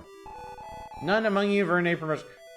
Okay, so I guess this is the Thief Shrine just because the thieves took it over. Where do you seek speed? Hell yeah. Who accepts? Me. Alm Speed Rose. You just keep doing that?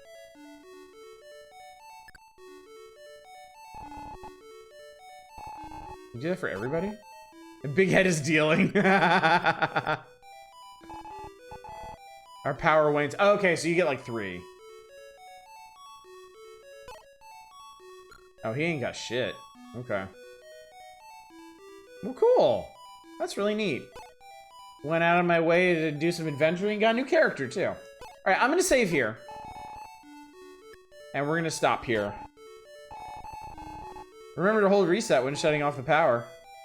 Yeah, I don't think so. I don't think so, Chief. Bloop. It's Pachinko time. It's Pachanga time. Hell yeah. Alright, that was fun. I will say, that was fun. That is probably the closest I've ever come to really connecting with a Fire Emblem game. I had a good time with that. A lot of variables in there goes a long way towards making your units feel like people and care about them more. If you have the permadeath option on the later games, also makes them potentially actually legit die, sting that much more story-wise. Yeah, I get it. I definitely get it. I had friends in college, in the GBA era, who got into playing Fire Emblem, and they were real uptight about their units dying. Like they would reset fights constantly because they didn't want to lose people. True Pachinko experience, turn your audio up max and listen to earbuds. You'll know if it's balanced, if your eardrums bleed. Your friends that work on Akiba work on localization, because whoever did that had a lot of fun. Yes. Yes. Yeah, the editors I work with now, a few of them worked on Akiba's strip. And they are quite talented editors. And I have heard that the localization of the game is quite good, so there you go. Pretty sure the Japanese ad for the Wii game is just someone genuinely crying about a unit dying.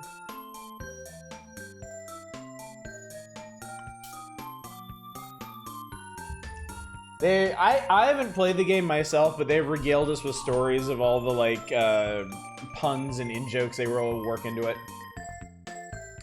I like the Final Fantasy Tactics approach where a falling unit has a countdown timer. I'm purist who plays with permadeath on. Oh hell no, I don't let anyone die. I reset that shit immediately. Like half of chat is gonna feel attacked now. Speaking of being attacked, Pachinko! A pinball type game is very popular in Japan. Very popular. Stupidly popular. Ridiculously popular. So popular, in fact, that most towns have Pachinko parlors where people gather to try their luck. Instead of lying relatively flat, as a pinball table does, the Pachinko table stands upright. To set the ball into play, the player sets an adjustable dial that controls the speed of the ball. The ball shoots to the top of the play area and can fall into holes and hit pegs on its way down, and its way back down to score points and win additional balls. Players can use the balls they win to play again, or they can choose to redeem them for a variety of prizes. Because it's a game of chance, the Pachinko played in parlors is for adults only. The home version, of course, is available for players of all ages, but it seems to appeal mostly to adults. Yep, just a fun little game. Fun, innocent little game. No, it's totally gambling. It is 100% gambling. It's basically the Japanese version of slot machines. Something is said for that feeling of your ass clenching when the enemy is coming for your squishy 10% crit chance. Unrelated, I learned one of the main characters in SMT Devil Summoner's design is based on Ace Ventura. Yeah, please, go right ahead, Shadows. Go right ahead. So I'm gonna do a little sweep through my NES and SNES libraries looking for Pachinko games, but this particular one, which Two Hit Good has very generously facilitated us playing tonight, was released in March of 1993, supposedly sold around 60,000 copies. It's from a company called Coconuts Japan, which I am not familiar with. Pachinko parlors have become tremendously popular in Japan, where lines sometimes form long before the doors open. It's also true. The home version also appeals to the adults who play the game Pachinko parlors and to kids who are too young to get in. I can see it, Shadows. I can actually see it. That's really funny. Okay, let me check something real quick. Okay.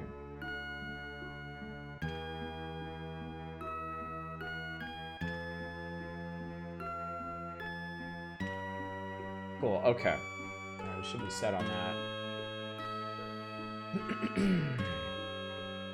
Alright, let me start on NES. Let me take a little look through the library and see what I can find. This may take a minute. Because I'm just looking for things called Pachinko. Actually, it would be so much smarter to do this on here. I can just search the whole thing.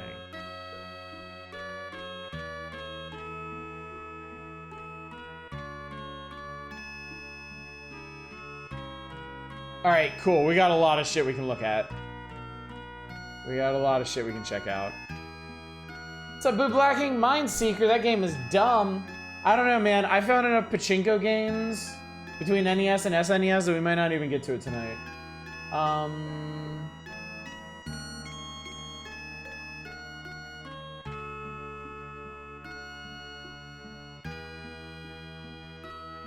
Okay, there's a fuckload of these.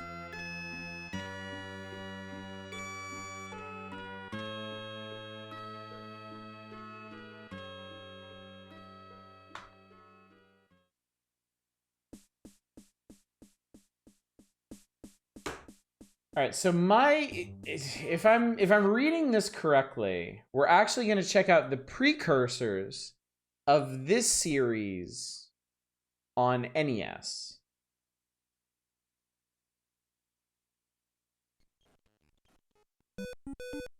Yeah, it's from Coconuts. Okay, so this is it.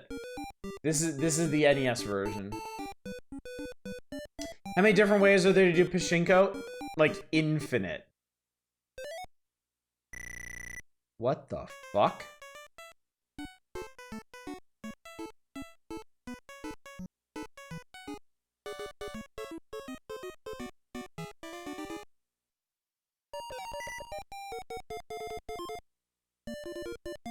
So I am a sentient Pachinko ball in a Pachinko parlor. And I can talk to people.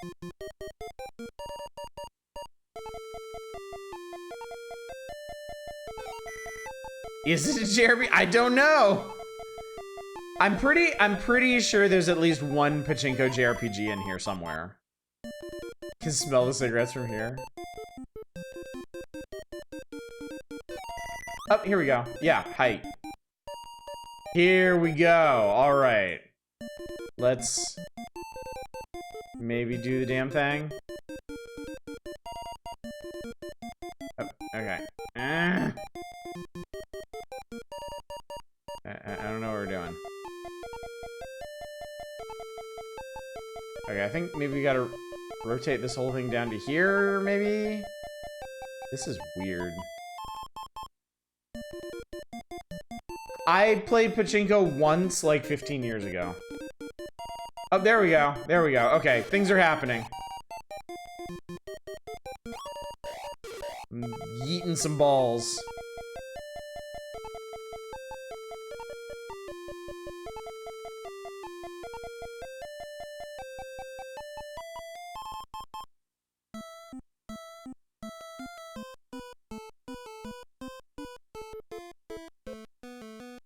I'm adjusting ball launch speed, yeah.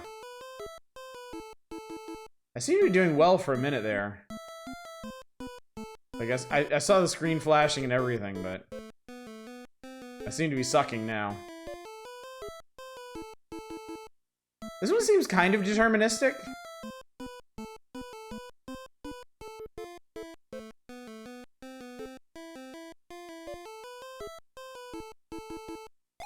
There we go.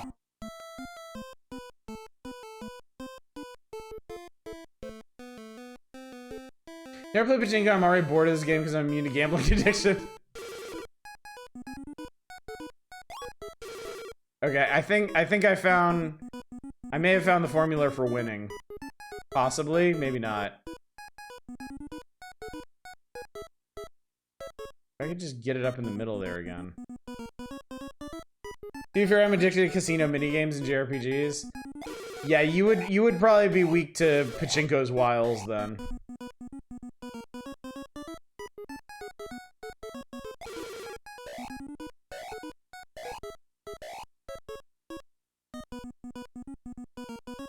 Also, modern machines have themed animations, bells and widow. Pretty much all of them have like video screens, and they're all themed to some sort of franchise. when I was in Japan this year, I mean, there's pachinko parlors fucking everywhere, in literally every town and city in the entire country. They were all advertising a new Fist of the North Star pachinko machine. I feel like the big ones are like Fist of the North Star, like Romance of the Three Kingdoms. I think there was a really big Evangelion pachinko machine for a while. That might have been when I was living there. Fist of the North Star pachinko, you are already broke. Okay. Okay, I think this... Okay, select is probably get the hell out of here. Yeah, there we go.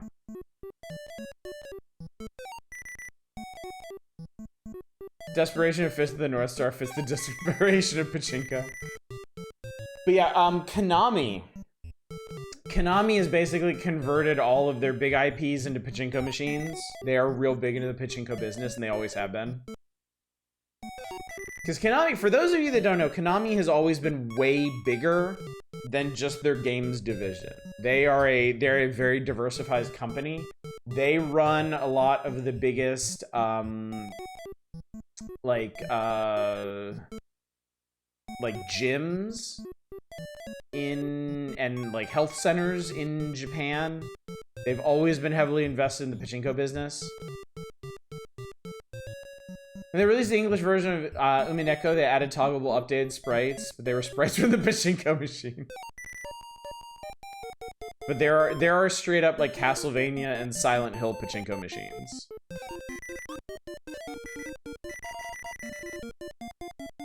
I don't know what that man just told me. What's this? I don't know. Let's try it. Okay, so I think all the machines are going to be permutations of this. Yakuza eventually phased out those softcore porn booths with the real camera videos. A good question, I suppose.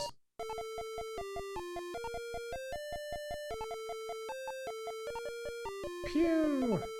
You're terrible. See, Konami and gambling in Missouri, some of the lotto cars when I lived there were licensed based on Konami games like Frogger.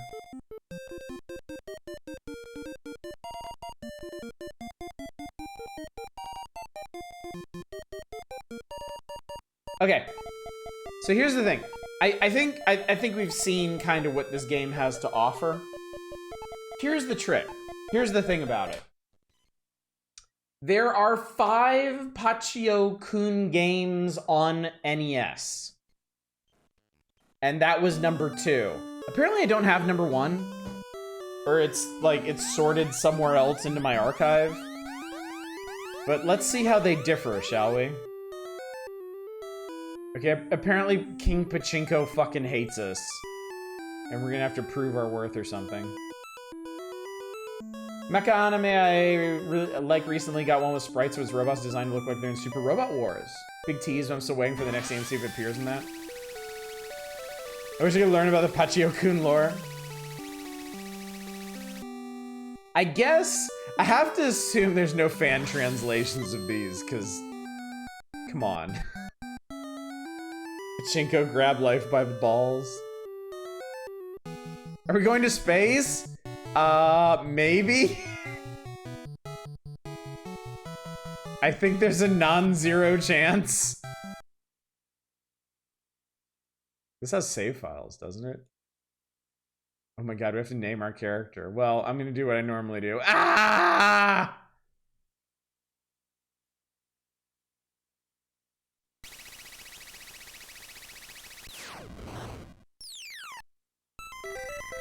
Thought we have to wait until Pachinko-kun X before we go to space. Alright, so... King of all cosmos here. Pachinko-kun is still a better design than Izzy from the Olympics like a decade back. Fan translation of a spin-off called American Dream. The description of the fan translation of Romakin calls it shit. I remember walking into Pachinko Parlor one afternoon thinking I might try a game for a few minutes. The noise was overwhelming and everything incomprehensible. I had to be a retreat and forget the idea. Yeah, the one time I tried it, it was in a shopping center. And basically there was a pachinko parlor connected onto the game center that was part of the place. And me and my friends wandered in there, and collectively we were like, let's try this. Let's see what's going on. And that one, you didn't actually carry around baskets of balls individually. I think that one was like a ticket place. Like you won tickets or something, like fucking Chuck E. Cheese or something. So we put a couple coins into one machine and things happened and we left after that.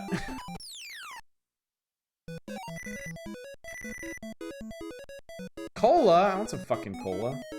Guess not. Slot Machine Gambling game thinks it's an RPG, just not a very good RPG. The game is a spin-off of the Pachinko games. A slot machine challenge, you spin for...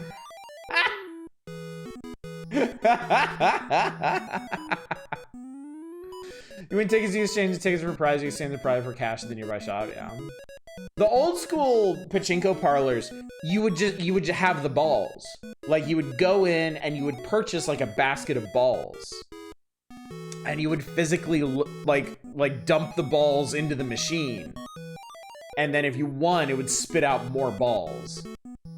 But yeah, I imagine in the digital age, they've all either gone to ticketing systems or like American casinos now, you probably have like an account. You probably have a card.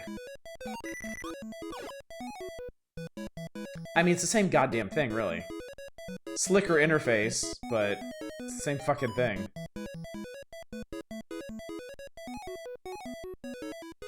For some reason, Evil Slot Machine sounds like an Earthbound ad. Oh, totally, yeah. That is right up Earthbound's alley. In a typical RPG casino, the games jump you. I mean, to be fair, that could happen. That could happen in a Final Fantasy game too.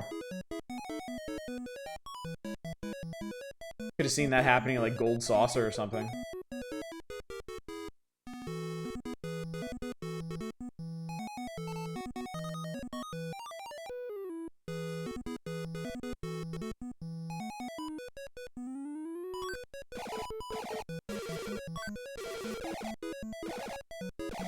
It's thrilling, isn't it, chat?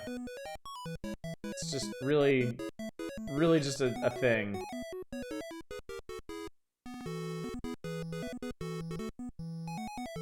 Now I mentioned one of the early game dungeons in Persona 2 straight up is the casino. You go in the back and there's demons there. Can't imagine why this didn't cross over to America. Pachinko is extremely specific to Japan. I don't know if Pachinko is popular anywhere else in the world. Like I don't know if it's crossed over to like Korea or China or anywhere like that. I only know Pachinko parlors in Japan. It's boring. Oh yes, it's obviously boring because I'm playing it wrong. If only I was better at Pachinko, this would be thrilling excitement. Surely. Oh, what the hell? Oh, this is the menu now. That I don't want to do this anymore? Apparently it is. It would certainly help if I could talk to these people and see what the hell they're talking about, but you know. This is kind of a neat looking one.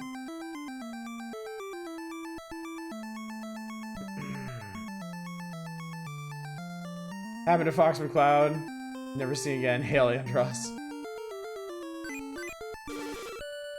There were those little toy pocket pinball games in retrospect were totally Pachinko. This one's kind of cute. I like this one. Also seems really easy to win, so yeah, go me. The top number must be the jackpot.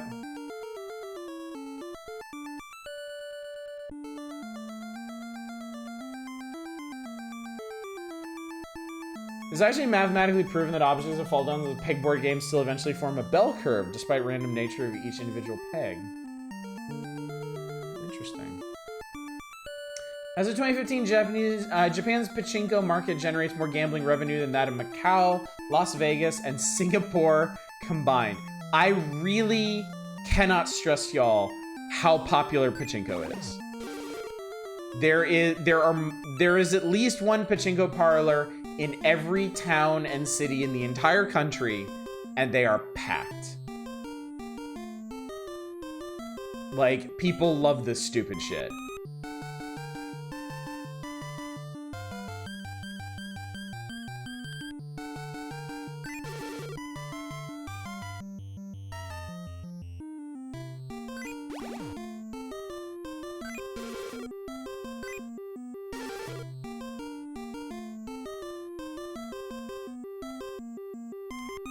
Okay, anyway. That's Pachio-kun 3. Let's see what Pachio-kun 4 is.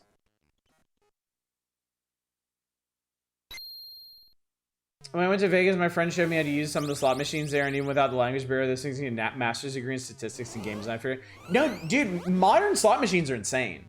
Like, they're so much more complicated than put coin in and pull lever.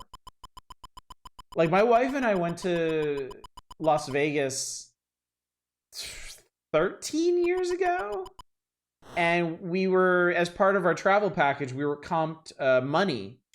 And we decided to just blow it all in the slot machines because we don't enjoy gambling.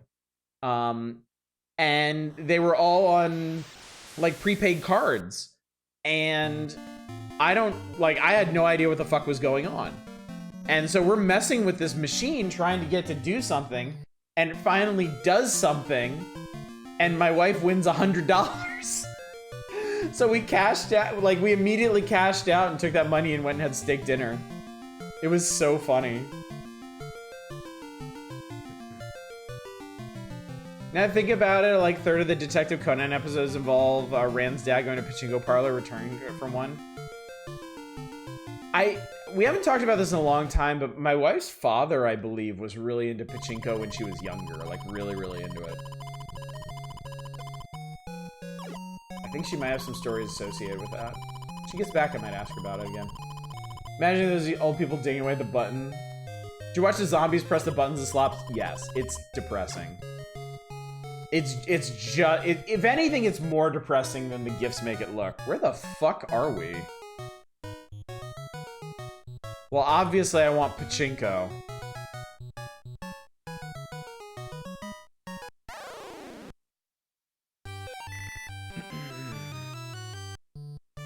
Dragon Quest 11 slot machines or anything like the real ones. That one's like a bizarre slot machine RPG light thing. Slime walks to the right and gets a boss fight with your slot machine. Your way into winning or something. I think modern Pachinko machines have more, like, I think they've started to integrate, like, light RPG elements and stuff. Like, the core of it is still gambling. But I think modern machines have integrated more, like stats and numbers and more illusion that you're actually doing something. Okay, this one's interface seems different. I can't do anything.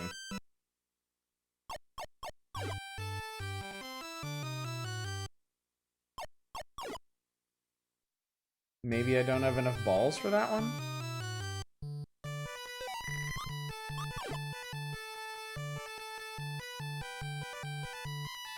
Are these cheaper back here?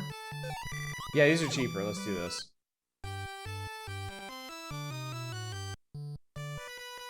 Okay, I still can't do anything. And this is really weird. Maybe this one has more RPG elements and I need to like do something before I can actually play Pachinko in it. Well, anyway, I think you can imagine what happens. Let's see what happens in the 5th game. Nothing more in life than Pachinko. We were born from it, we return to it. Pachink these. Think about it, it's not that different than playing a clicker game, but sometimes money comes out. No, that's absolutely true. That is absolutely true. I think it's like the appeal hits a very similar part of our brain even. And yes, apparently canonically Pachio-kun fucks. So keep that in mind. Apparently, I was looking at a new clicker game on Steam, and apparently a lot of modern clicker games are now like NFT traps.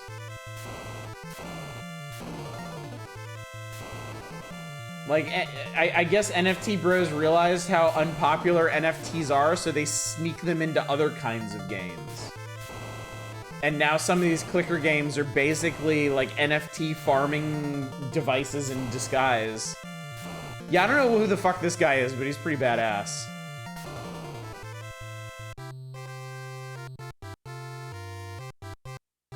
Don't worry, Pachio Field. I'll save your lasagna. They don't fuck, you won that child as a prize from a Pachinko machine.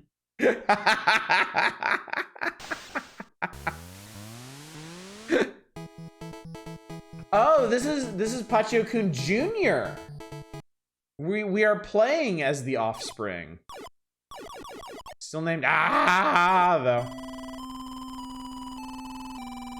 What up? I'm a child and I love gambling. Can't imagine why my game didn't make it to the States.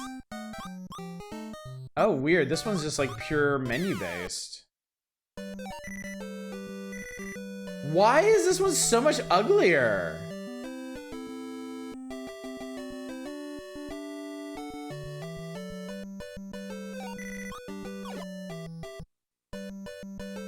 Can I actually play this one? No, apparently I can't. Okay, so something changed in Pachinko 4 that changed the interface somehow, and now I can't just walk up to these machines and play them. And yeah, it was chugging kind of hard on the maps. Company is clearly running out of cash. I don't think so, because they... Okay, you know what? Maybe from Pachinko 4... I wasn't... Hang on. I'm gonna check, because obviously we can't play this. When was this published? Because if this was published after the Super NES came out, they probably moved... Yes, 1993. Okay. So here's what happened.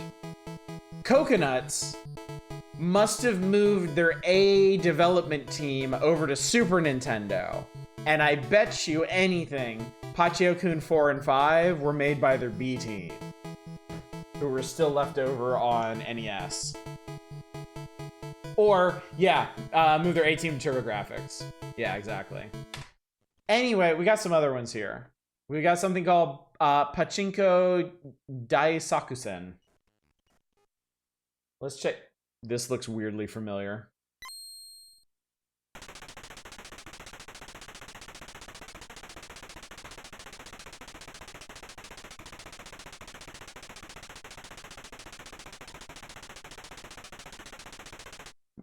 It translates to the Great Pachinko Plan. Oh dear. Oh dear. Which team made Pachinko for the Philips CDI? What the fuck?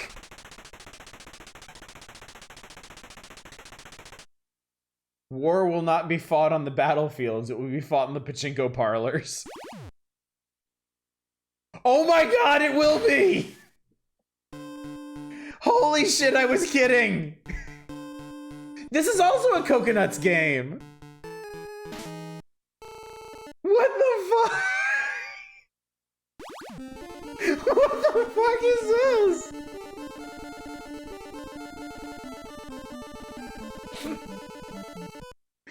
What?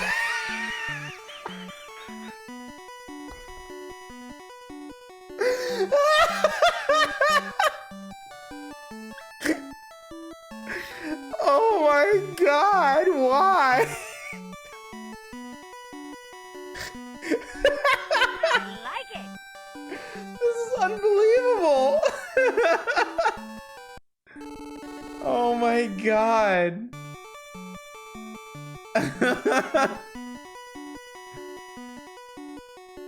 Oh lord. Okay, well I can actually play these, right? Please? Yes. Maybe. I don't know what's going on. Much like normal Pachinko, I have no idea what's actually going on. Oh my god, dude.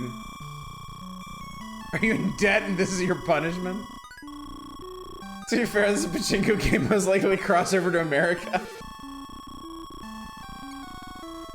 All the soldiers' ball bearings aren't gonna gamble themselves.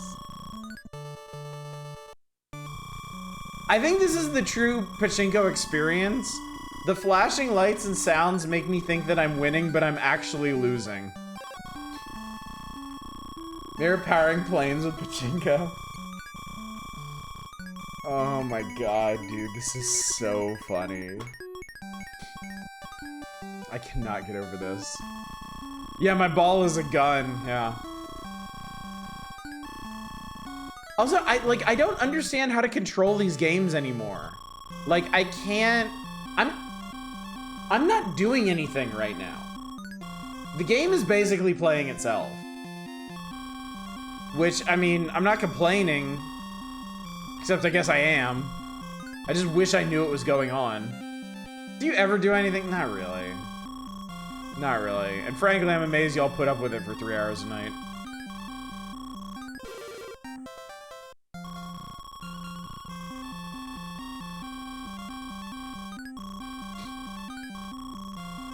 I guess we might be able to find out what happens when you go bankrupt in this. Because I think I only got like 20 balls left.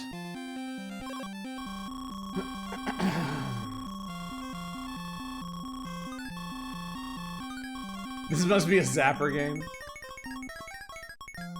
Telling you this is Ender's Game, we're losing our forces with each ball shot, and we're just led to believe it's a game. Am I insane, or did that wrap around to like... Okay.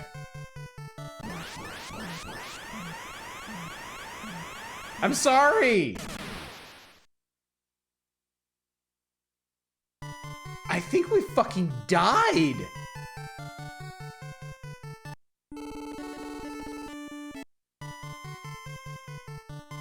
Japan has been conquered. Twitch hates it. Bandage on head now.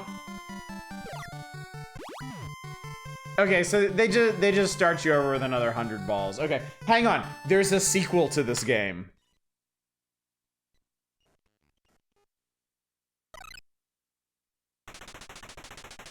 It's like, I can't believe this bullshit is starting again. You can't be serious, man. Thought I was out.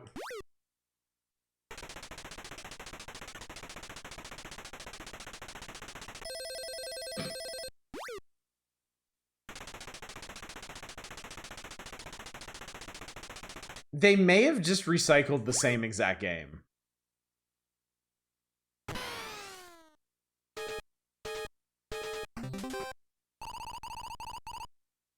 Are we fighting China now? Are we fighting with China?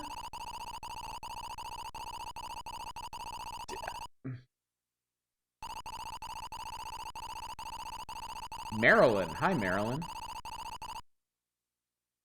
20x6, 3 years after the Great Pachinko Wars. Going for PTSD treatment, Pachinko traumatic stress disorder.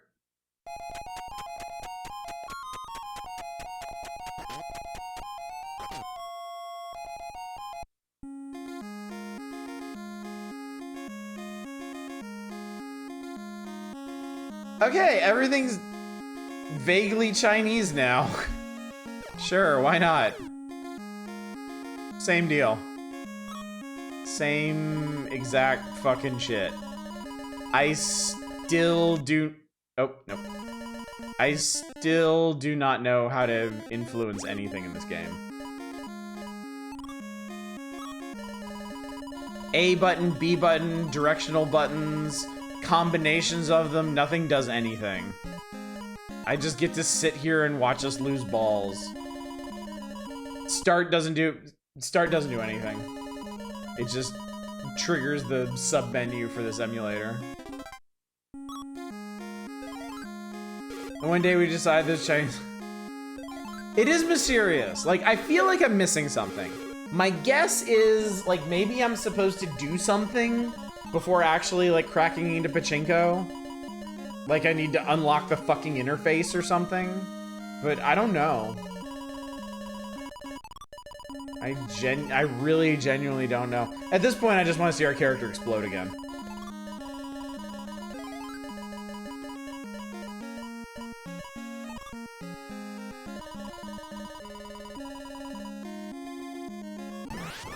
Watch your eyes, chat.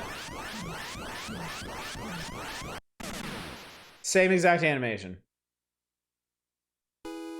Same exact sprite. God, talk about a hack job. I can't say I'm terribly impressed with this Coconuts company, chat. Alright, but there's something else. There's Pachi Slot Adventures. Well, no, there's two other things. Pachicom and Pachi Slot Adventures. Okay, this is from a different company. This is Toshiba.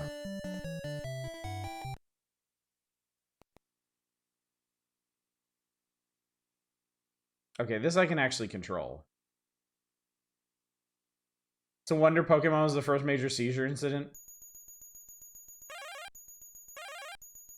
The first Pachinko Daisakusen has a fan translation? It does? Oh my god.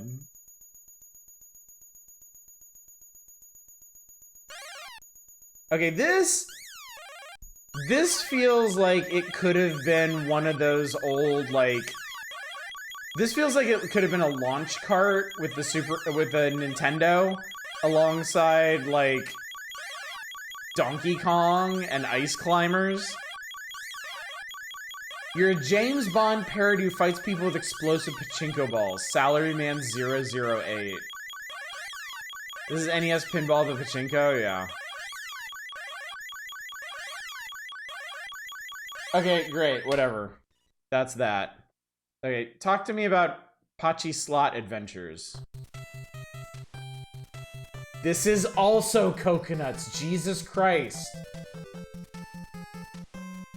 Actually, I think Shadows, this is the one you were talking about, right? This is like the shitty RPG one. Coconuts at a market and they served it. PS News, Pachi Slot News. Also, good evening, R. Dominic, good to see you.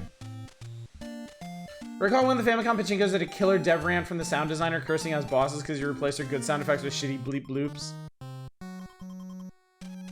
Coconuts could make exactly one game.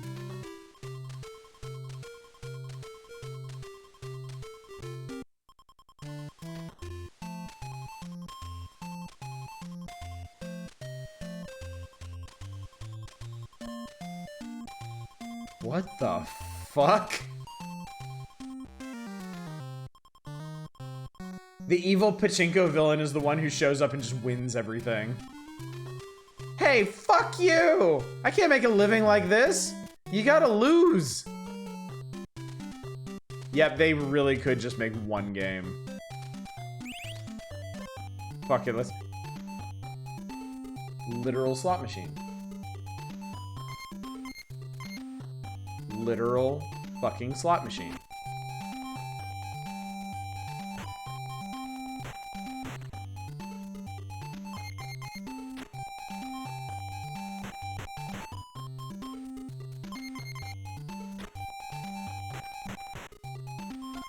Cool. Do we actually have Pachinko? No, it's just slot machines. Fuck, man. You can't call it Pachi Slot if there's no Pachi.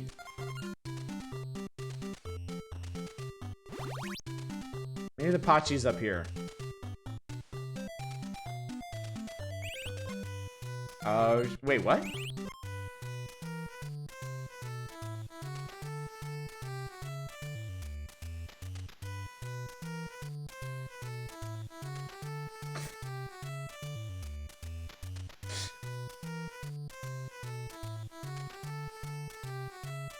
I mean...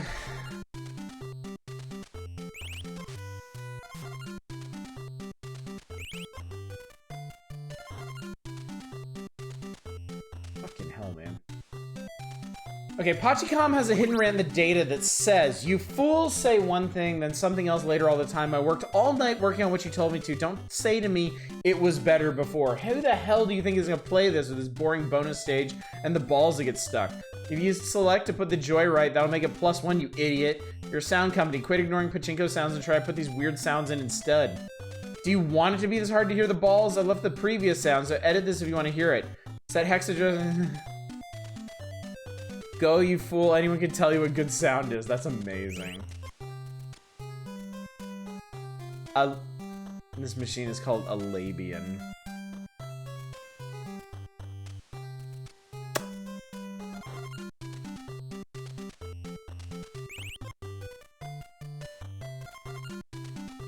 Yeah, a Labian 2.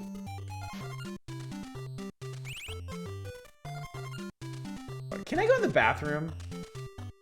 There's a single active Pachinko in the Pachinko adventure. Okay. Somebody correct me if I'm wrong. in Japanese, is Pachi slot what they call traditional slot machines? Is it not actually a mashup of pachinko and slot machines? Is it just what they call slot machines?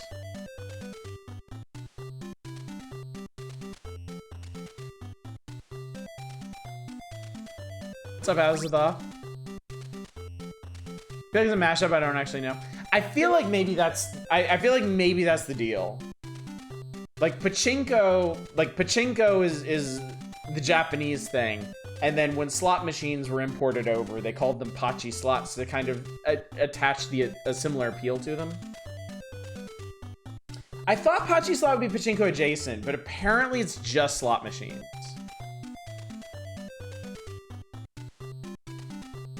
Because pachinko machines of the game devs ran to be trusted about ball complaints. That's true. That's true. So maybe, I don't know, maybe you have to work your way up through the... Can I leave? Hang on, can I leave? No, there is no escape from this living hell.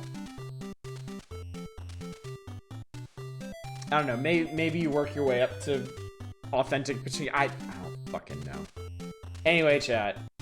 Let's get back to the business at hand. Let's jump over to the Super Nintendo and check out some pachinko. Don't forget, you're here forever. I only got a brief look at a Labian too, but there didn't seem to be any labia anywhere in sight. Yeah. Yeah. All right. Anyway, let's see what we got in the old Pachi section. Super Nintendo.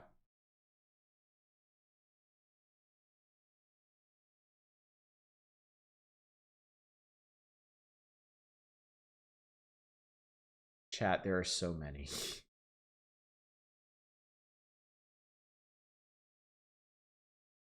Chat, there's more than a full page of pachinko machines on the Super Nintendo. Yeah, and 90% of them are probably fucking coconuts. Oh god, okay.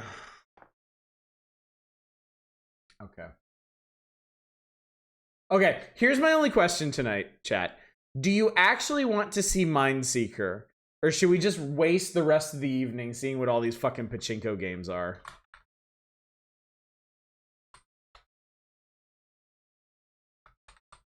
Only do all of them. I mean, to be fair, I don't think Mindseeker is going to be any more entertaining than this already is. So. All right. So, fucking coconuts. So this is the one that appears to be featured in this issue of Nintendo Power. This is the actual one that we're here for. I feel like if you give chat the option to waste the rest of the evening, you know what the answer is gonna be. Yeah. Mindseeker, more like Gambling Seeker. Honest just learned to hate a new company tonight.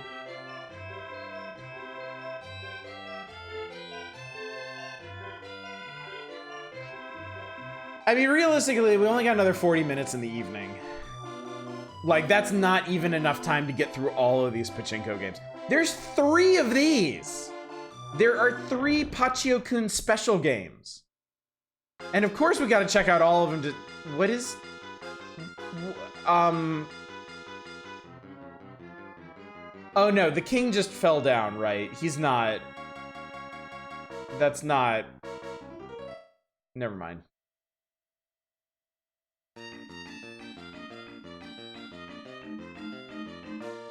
Taking the king's ball, he only has 1 left.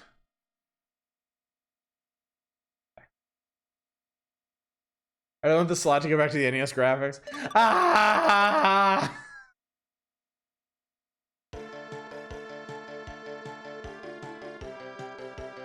It's Pachio-kun and Pachi Field. The Pachinko has been deposed.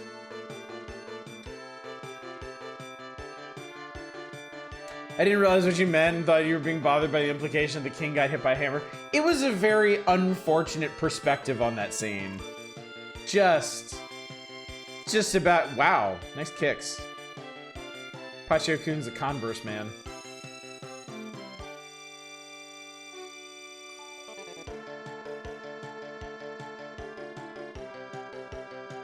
witness his burning soul for, I assume, Pachinko.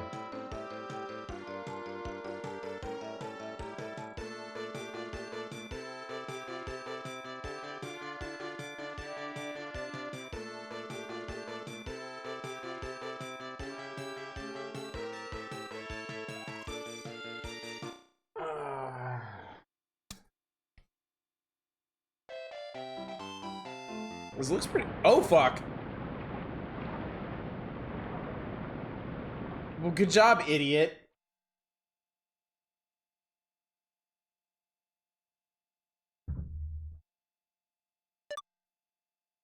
And he was never seen again. We would be so lucky.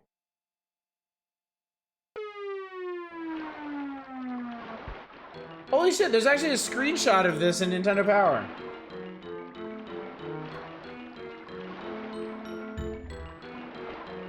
I read that as imbecile. Alright, so we're playing Pachinko with the mole people, I guess. Where's the fucking machines, ladies? I see a Super Nintendo in there. I have nothing. I'm poor.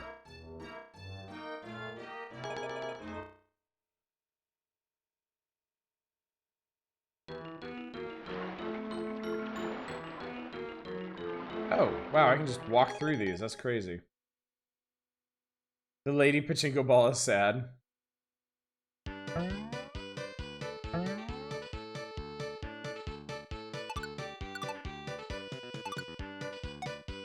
Yeah, let's do it.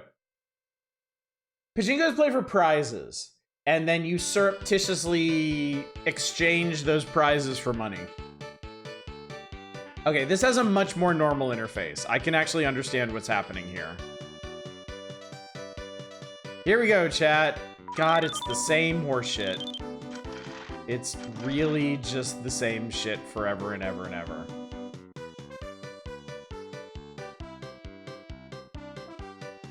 It just never ends. What's happening is we turn a dial and our money goes down the drain. Hell is a Pachinko parlor. Those are some fairly menacing aliens, yeah. Like Piccolo if he was actually scary.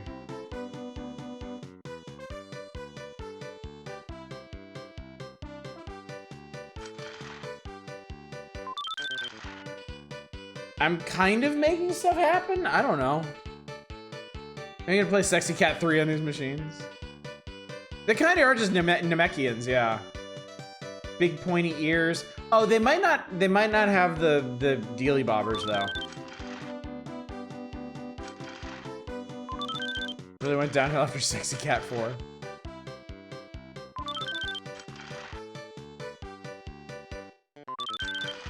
I would love to talk to somebody who actually plays these games and has figured out how to, like, win them.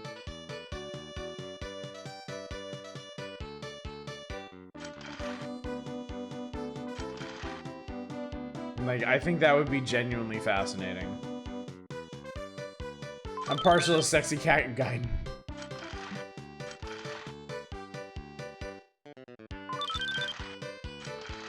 No one figures out how to win them, you literally have no control over it. I mean, real Pachinko, yes. But video game Pachinko, like, I assume that there is, like, the Pachio-kun games, there is progress. Wait. Oh, you can actually examine, like, the pin setup. Huh.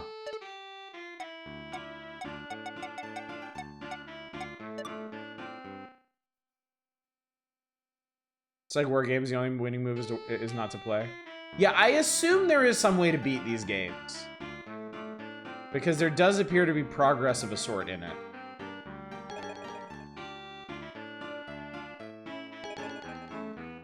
It's like playing slots on your phone.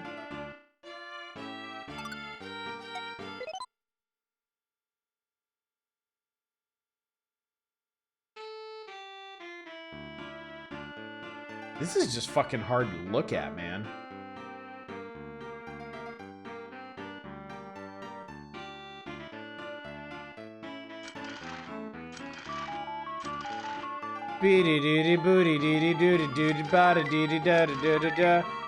If your 3-digit number matches our 3-digit number, you win.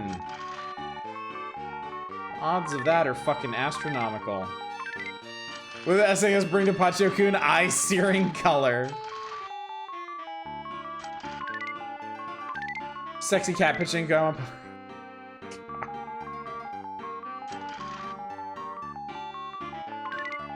Just like The Price is Right. Coco Melon for tired smokers. Alright, let's take out Pachyo-kun 2. Or Pachyo-kun Special 2.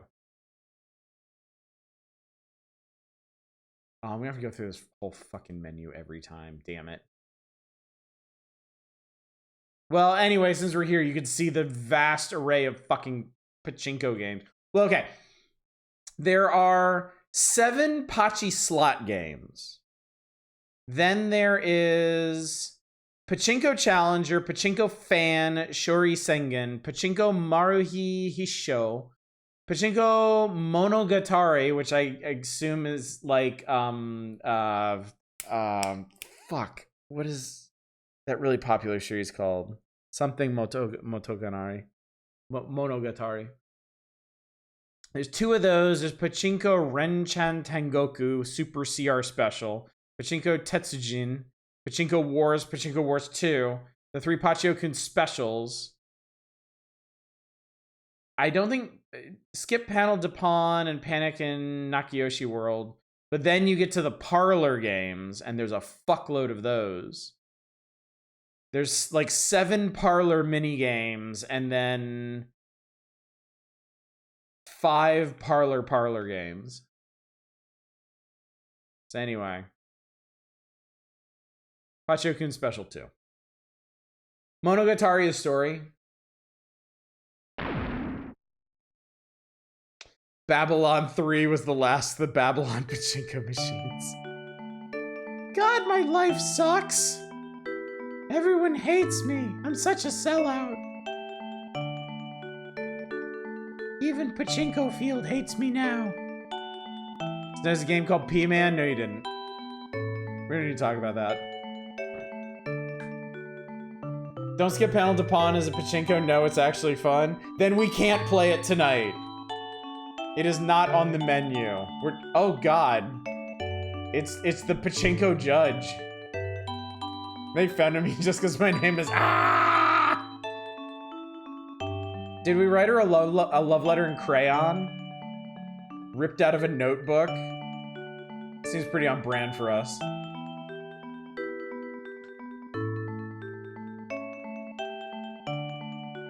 I think our child ran away? Are you serious? Jesus Christ. Are we seriously gonna go on a quest to find our estranged child by fucking gambling?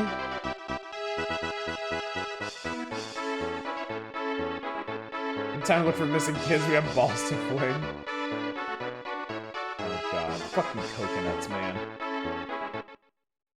My guy tried to Google translate the screen of the kid being yelled at, and the message came out sideways and said, I was made fun and sorry for myself, felt sad, I feel of and feel so sad.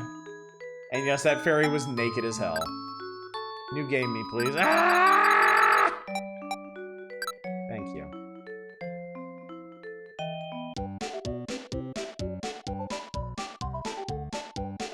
I will give them the tiniest amount of credit. They didn't just recycle the first game.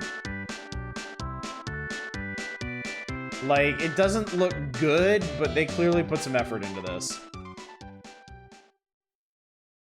He was teased even as a Pachinko princeling or something.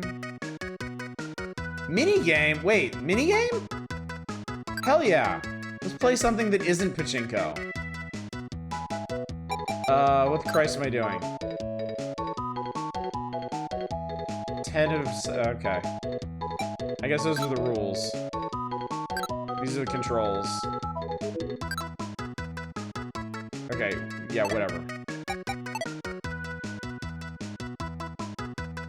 Oh, I couldn't actually play it. It's really funny.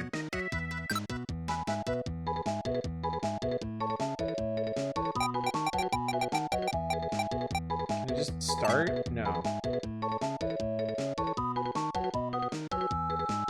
I feel like the middle option might have been... The second one should be play? Oh, okay. That's that, and then maybe... No? Oh, I don't have... Oh, I don't think I have anything. Yeah, I need points. I like how you're so enthusiastic to play anything, literally anything other than Pachinko. And I mean, same. I think I still have to play Pachinko, though. Like, can we play bingo?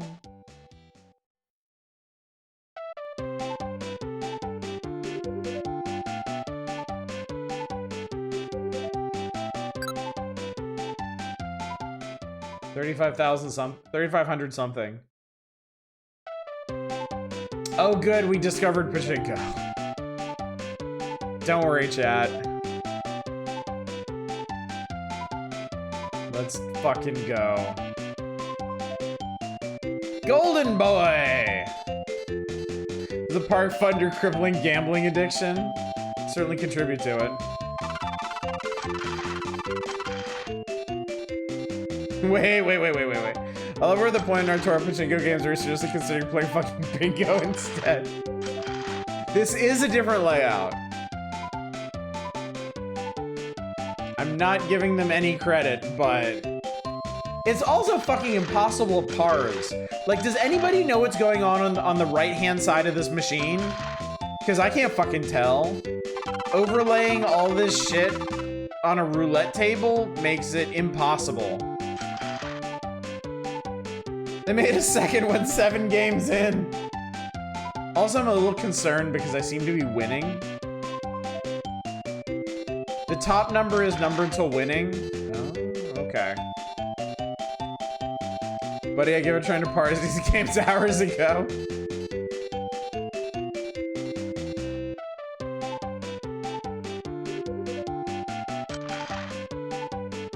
Oddest Police in Las Vegas Stakes and Pachinko game. No, totally different energy, okay? Like chat was fucking electric when we tried Vegas Stakes for the first time, okay? Like, people were into that shit. Nobody is into this right now. I am perversely fascinated. But yeah, this is not going to... This will come to naught, I assure you.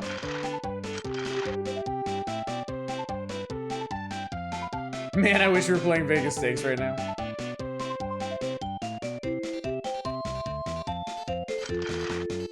Only enjoyment we get here is mockery, it's true. Like, I know I got a couple balls in that center, I just have no idea how.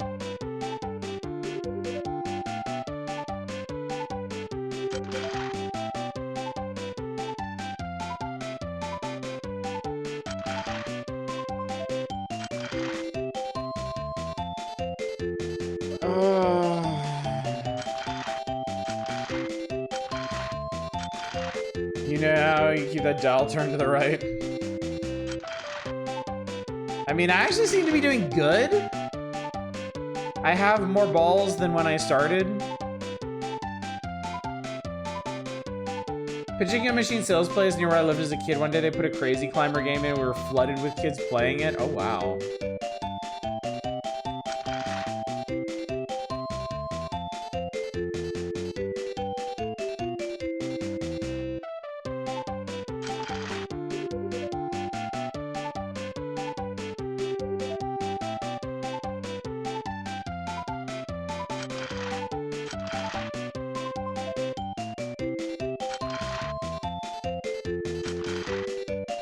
I like to have a bit of roulette betting on the right. Okay, I've had... That's enough of that.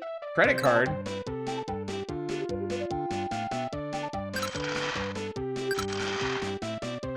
You have credit in this. Oh, Christ almighty.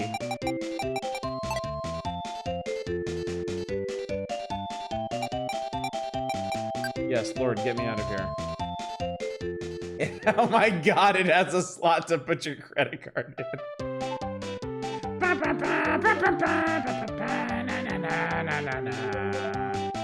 Look, there's a bingo board. Isn't that cool?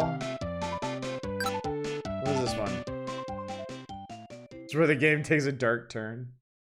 Came with a card reader peripheral. This is called Tamakichi.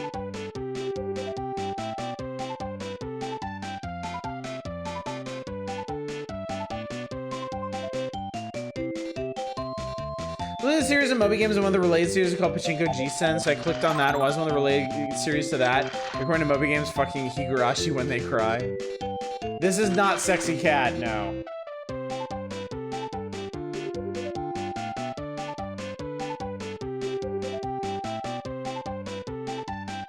Okay, Christ, I just don't care anymore. Give me Pachio-kun Special 3.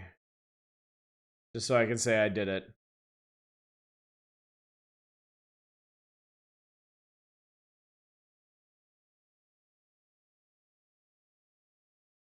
Higurashi when they cry is the Pachinko visual novels. Oh, coconuts. I mean, there's Higurashi Pachinko probably. Wow, this is lovingly rendered.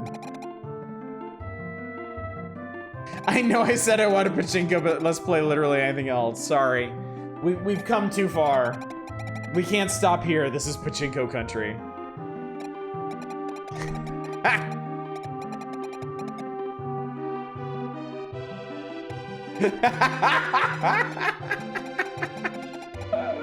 Oh shit, I just realized we're gonna get spoilers for Pachio-kun Special 2. Don't look, chat. Avert your eyes.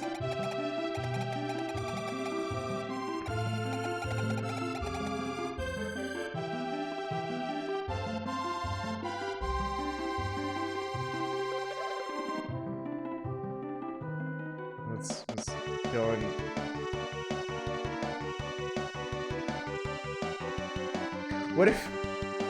What if Pachio-kun is on his deathbed after what, like fucking 8 games of adventuring, and this Pachinko is in his mind during his final moments. Ah! Oh god, I have to pick a mode. Let's pick him Plaz as a Pachio-kun Polycule. Pachio-kun is actually dead, and now his kids will puppeteer his corpse in the parlor to pay for his funeral. Okay, that is Pachio-kun holding 3 tubs of balls balanced on top of each other. 1887. I think... Wait, are we going back in time? Is this like Pachio-kun's greatest hits? Oh, Christ. I'm gonna walk into my own mouth.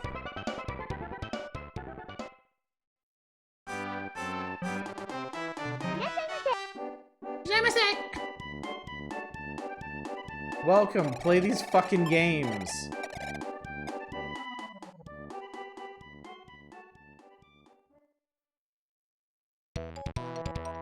It's all just Pachinko. Oh god, they start you off with a credit card.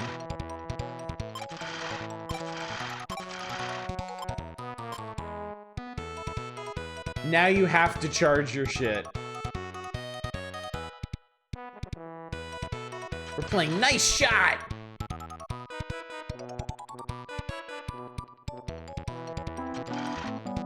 Oh my god, it's a golf Pachinko game. Jesus Christ, man. It's the Pachio-kun with the whales. Any Japanese boomer got invested in this as a yearly franchise like Gamer Bros do for COD? I have to assume so, yeah. Coconuts own any actual brick and mortar parlors? Probably not. I see no reason for them to diversify when they can just trick people into buying this shit year after year. Also, because they're random, there's superstitions about when a machine will pay out, so the... Oh, I might win, because I got 2 9s. Nope, 969. Bichi means, like, you're on the verge of winning, basically.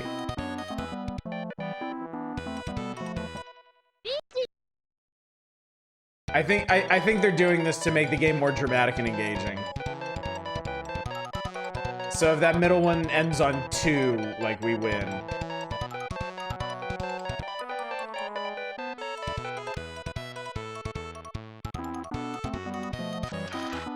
To be fair, wasting your time on one of these games is still better than inserting your credit card into an actual Pachinko machine. Apparently, Coconut's halt Gaiden development in 2000 due to low sales and went bankrupt in 02. More modern ones flash and yell every 2 seconds. Yeah. Yeah. You can really tell they adapted to the changing times here.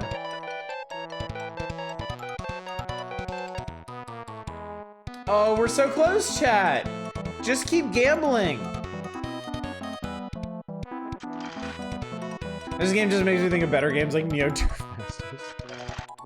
Oh, and they did used to make actual Pachinko machines. Interesting. That is really interesting. I would not have expected that. Assume this is based on their actual machines. Pretty good advertising for their machines, I guess. Make the video game versions pay out more often than the actual physical ones. It would be foolish just to stop pachinkoing now. Konami is a big pachinko machine maker. They have always had a big pachinko wing. And these days, they basically just leverage their old gaming IPs for more pachinko machines. Did they make an actual sexy cat? If only there was some way to find out. Pachio's just sitting there thinking, what the fuck am I doing with my life? Yeah, he doesn't look very excited about this whole situation, does he?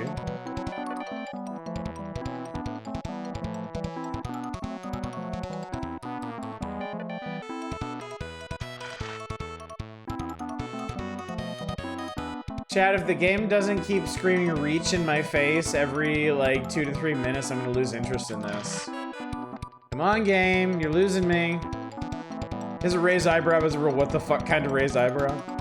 Fuck is Pac-Man 2, the new Adventures ripoff. What's going on? That's weird. The handle seems to turn itself backwards sometimes. Why they're so loud and sparkly these days? Yeah, I can imagine.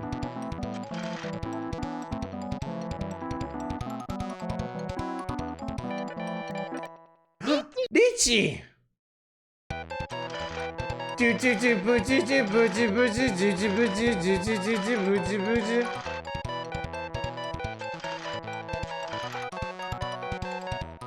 Oh, so close. Just keep gambling. You'll get there. The machine is primed, chat. It would be a mistake to give up now. Look how the music conflicts with itself.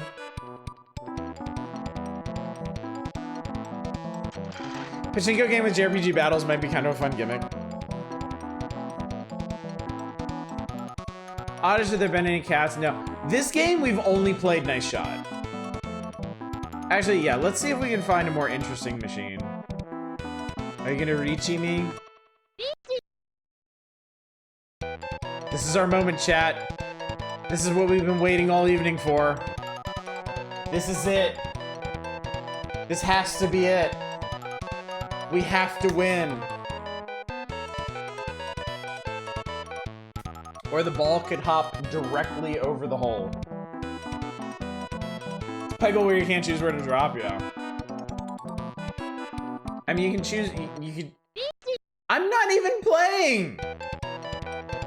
I'm not even fucking doing anything!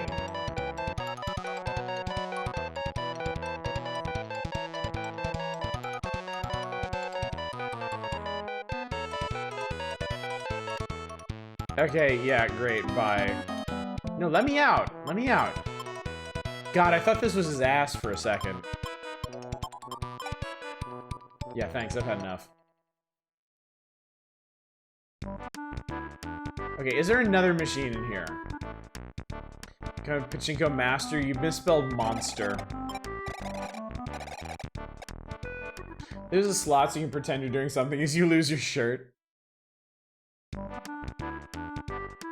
This is Marion? Is this like a princess-themed one or something? Marinade? Marvin? Marvin, is that you? You're a lot prettier than I remember.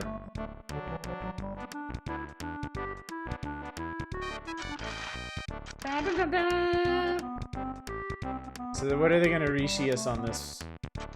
Sorry, GPG, the princess is in another machine. Made Marion. I want there to be a golf cut for this one too. Maririn.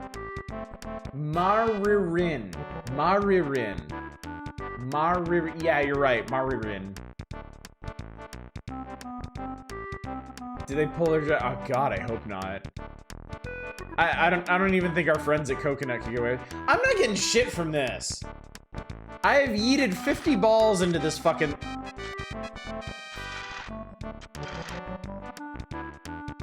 Wait, I thought you were. Wait, Tradon, I thought you were kidding.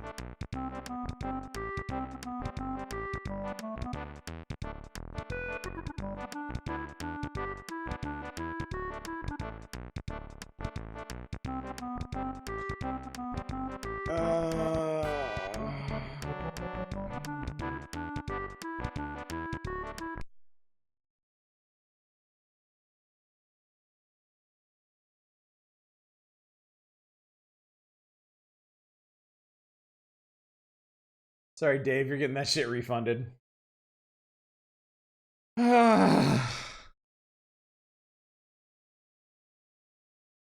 Okay, okay, there's all these other, okay. Not Pachi slot. Pachinko Monogatari. Let's see what this is. KSS, sure.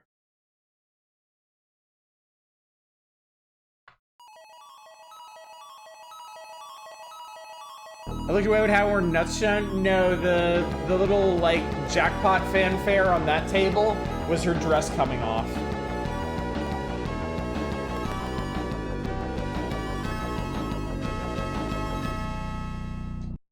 Subtitle that one suggests more Pachi slots. I hope not. Those guys on top of the building are cupping a big ball. Okay, good. It is Pachinko. Oh God, there's a woman in the middle of that one now. Okay, seems like it's Mahjong themed. Imagine what it would look like if we collected all the Pachinko games and put them on a bookshelf together. How many shelves would it take off? Okay. Can I play this horrible cursed thing? Whoa, hi, hello. This is Pandra Tower. This might actually be like Vegas Stakes. I've been distracted playing Baldur's Gate throughout watching this, but it's been sounding like proper insane psychic damage sort of stream. This is definitely the nicest looking one so far. Hi. Take me to floor... No, we're on floor 1. I'm stupid. Take me to floor 2? Do the bait and switch and leave you with Pachinko. GameSpot Time Tunnel, 15,000 yen?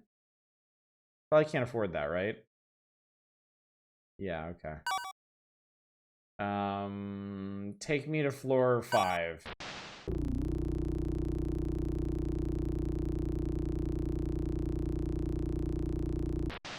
Pachinko New Paradise, now we're talking.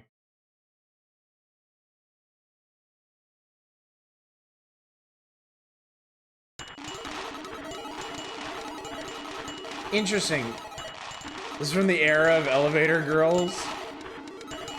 Or maybe it's for the people who pine for the era of elevator girls. 7th floor what? skips 504 because 4 is unlucky. I think I remember playing this one. I've never played this before, ever. Yeah, they're definitely going for the authentic pachinko parlor sounds. Okay, I think I need to go up to the 7th floor to get my balls.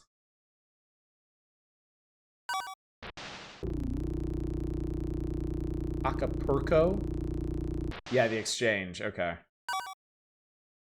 To answer your question, we're in hell. Hell is nothing but pachinko machines we have no control over. Yeah, exchange everything. Money. Just...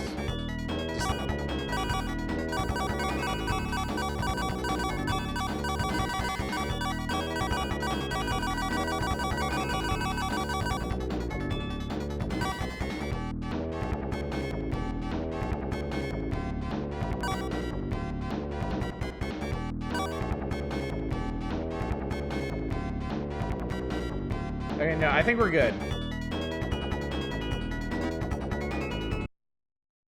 And they changed the name of Freeman to Free is 504. Yeah, it's like Peach says, it's not a hard rule to avoid 4s.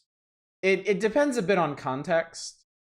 Like luck-based stuff, they're gonna avoid 4s. Health-based stuff, they're gonna avoid 4s.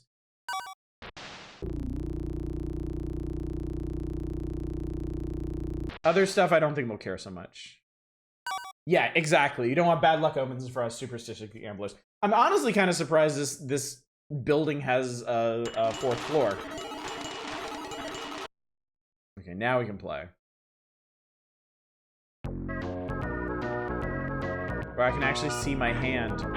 Oh god, I can... This is the Vegas!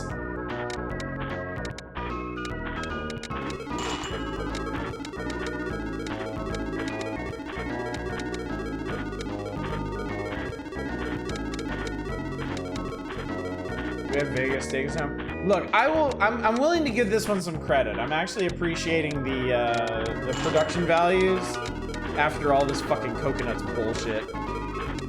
Yeah, you get Pachi slot anyway.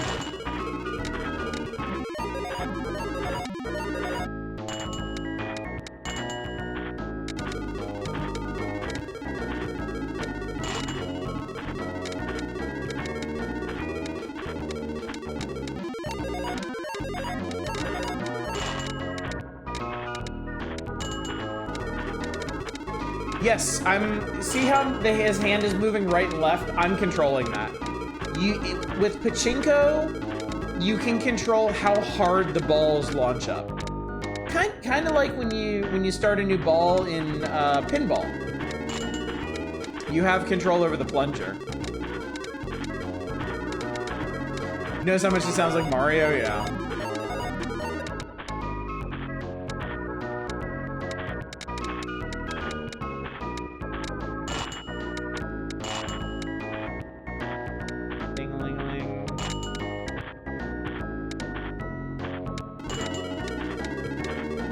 So it seems like if I can get the balls in that cup right below the slot machine runs, and then if I can actually get something to match in the slot machine, I'll get the jackpot.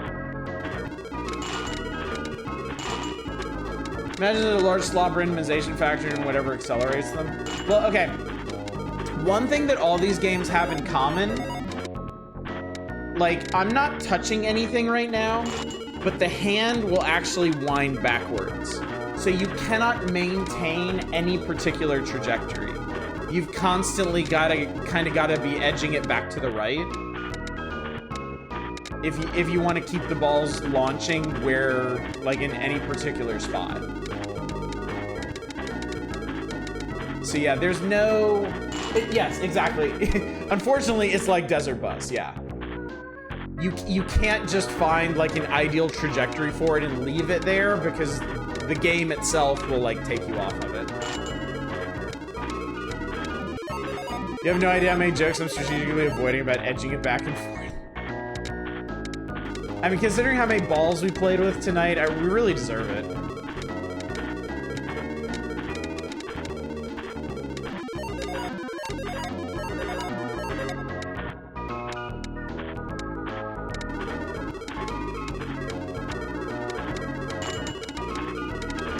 think we queued up quite a few turns on the slot machine too.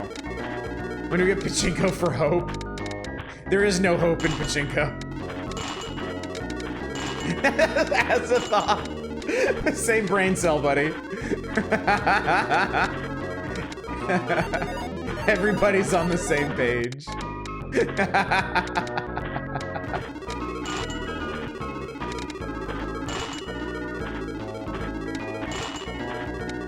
The turns of the slot are the green pips. Oh, so that's how many I've queued up, right? Yeah, that's what's going on. Because I mean, honestly, I've been pretty good about getting balls in there.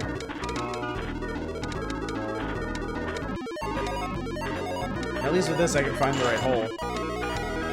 I won something. I think I seriously won like 5 balls. Oh no, I'm winning like little jackpots. I'm back up over 800. We started, by the way, we started with 825.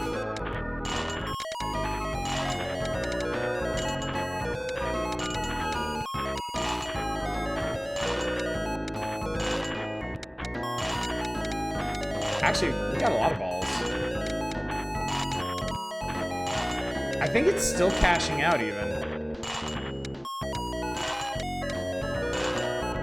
Okay, we'll just stop for a minute.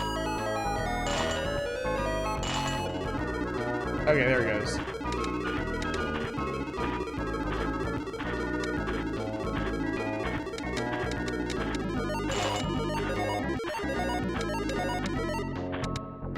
So we're actually winning for once, chat. If you can believe that.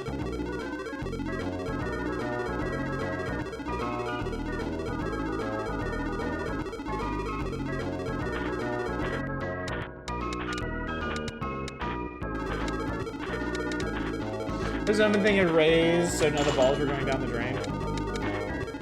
Oh, I missed that actually. Holy shit! Oh my god, chat.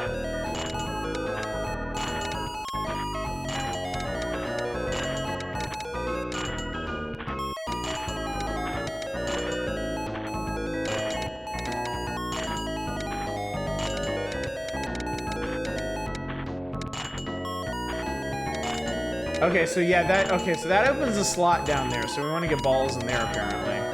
The more balls we get in there, the more balls we win.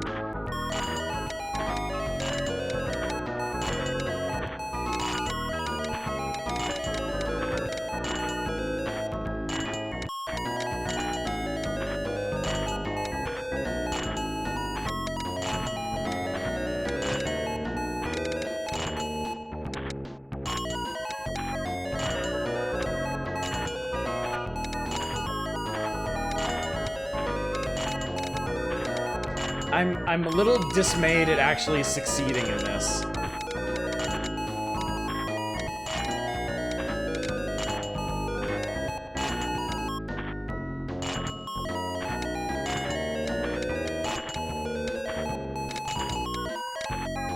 My success fills me with dread. He serenaded me asleep with these Pachinko lullabies. Nobody deserves that.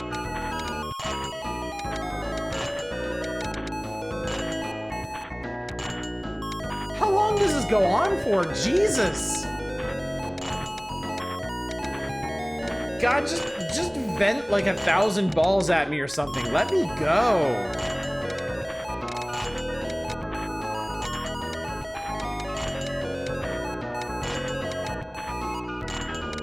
I can make it stop anytime. I want to know how many balls I won from this. Like getting all 7 seems like a rare event. Time to buy all chat a steak dinner with a jackpot. Imagine falling asleep to this, spending the night with Pachinko dreams. Wait, hang on.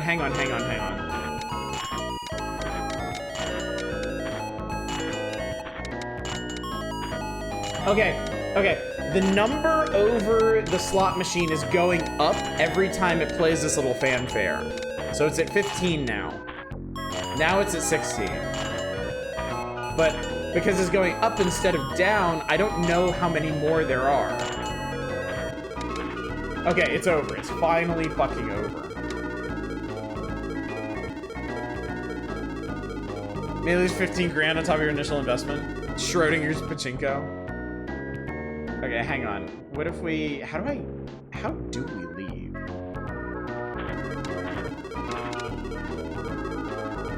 Okay, so there is a...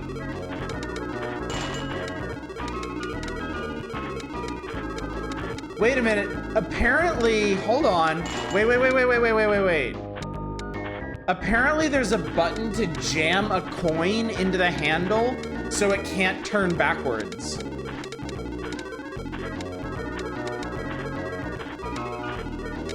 That's really funny. I have to assume that's like some deep in it pachinko tech.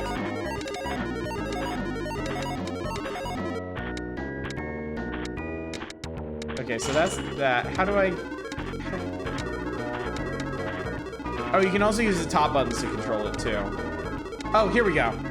Okay, I can... Okay, it was the select button. Problem was I hit start before that, and start just pauses it. Okay, so all of these are the Vegas, and I don't want the Vegas. I want to go somewhere else. Please take me somewhere else. I'm gonna try floor 9. Acapulco. That's the exchange. That's a bowling alley? Oh, and this is Pachi Slot, which I'm not gonna be able to play because I didn't exchange for coins. Okay, I'm done with this. We are going to play... We're gonna try one more Pachinko game tonight, and then I'm calling it quits. This is a rule for when you run out of money. Oh, that's dark. Okay, so we got Pachinko Challenger, Pachinko Fan, Pachinko Maruhihishioho, Pachinko Renchan Tengoku. Tengoku's heaven, right? Pachinko Tetsujin. Okay, I'm sorry, we gotta try Pachinko Wars. We got fucking coconuts, man. God damn it. I think we just wasted our roll. Whatever, man. Oh, for fuck's sake, it's this again. No, you know what? You know what? This is a perfectly appropriate ending for the evening. We should end with abject disappointment. Ishoho is the secret to winning? Okay. Tonight we did fall out of a coconut. Was he flipping us off? Was the boss fucking flipping us off?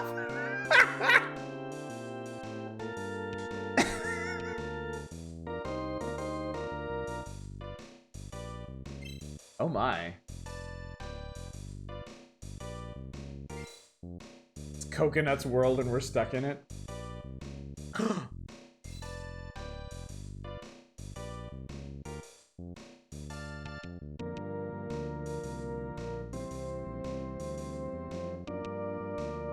His real identity. Pachinko Agent 008.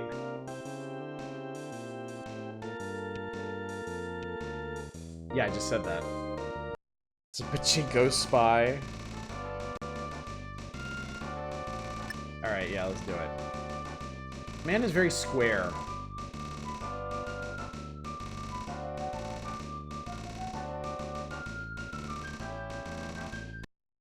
Bro, I don't care what you want me to do. I'm just here to play Pachinko.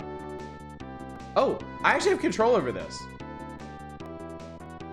I don't have control over this. Never mind. I was kidding.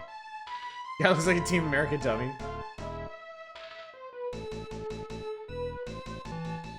Alright, well, here we are. Okay, I can't play yet, I don't think.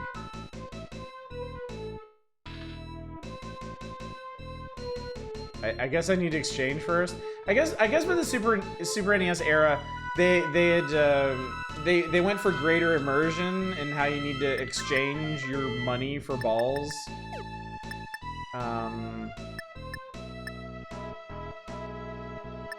others did.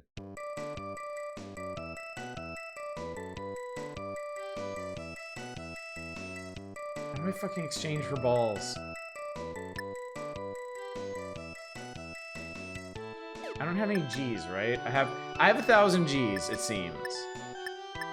But I don't have any balls. I just want balls, man.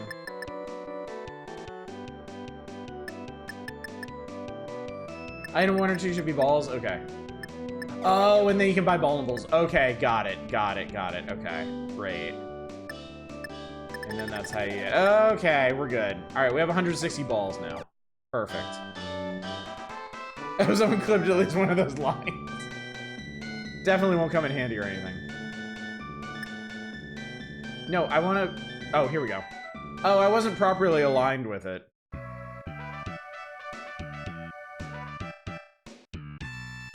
Oh god, this one's called... I can already see what's gonna happen!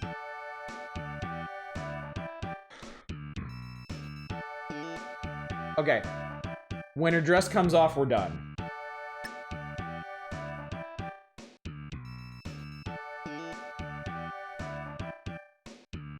Play it, coward.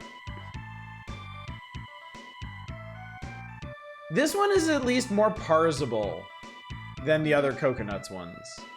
I'll give them the tiniest amount of credit for that. I think I want to hit that go.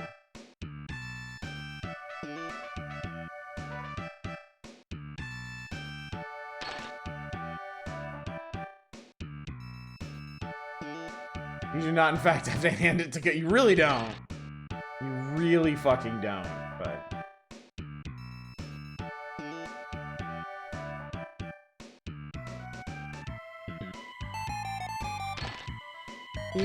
There it is, chat. Oh, she has like a slip-on under it. Well, it doesn't matter. We're done. Had enough. Had enough. I think that's enough pachinko for a lifetime, honestly. God.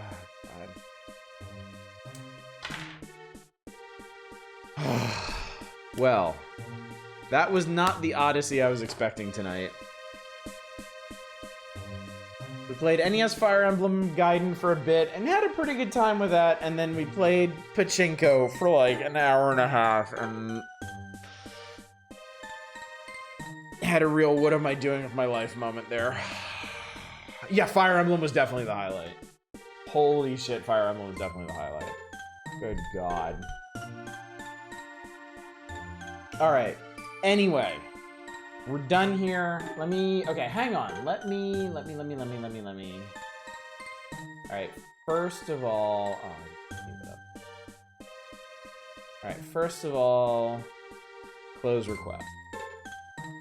Second of all, let me settle some of this stuff up. Dave needs his coins back because we did not keep going. Alright, we played that. Couldn't play that. Played that. Played that. Okay. Dipping out night all. Good night, Azathoth. And good night to anybody else slipping out of here quick before the rush starts. Okay. So now that requests are closed, when we come back to this on Thursday, next Power Hours night is gonna be on Thursday. I'll open it up on this page.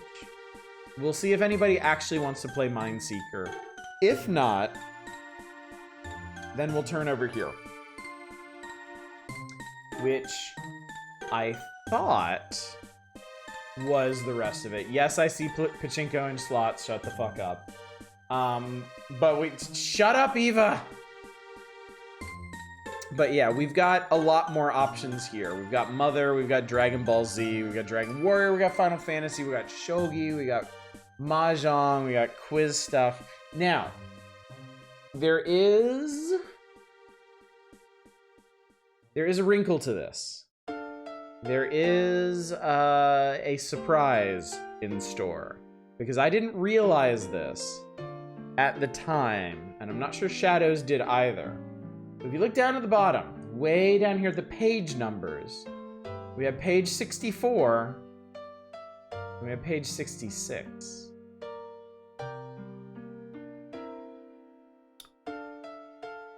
I don't know why this magazine was scanned in such a weird way, but 65 got separated out, and as it turns out, it's on the other side of the power index.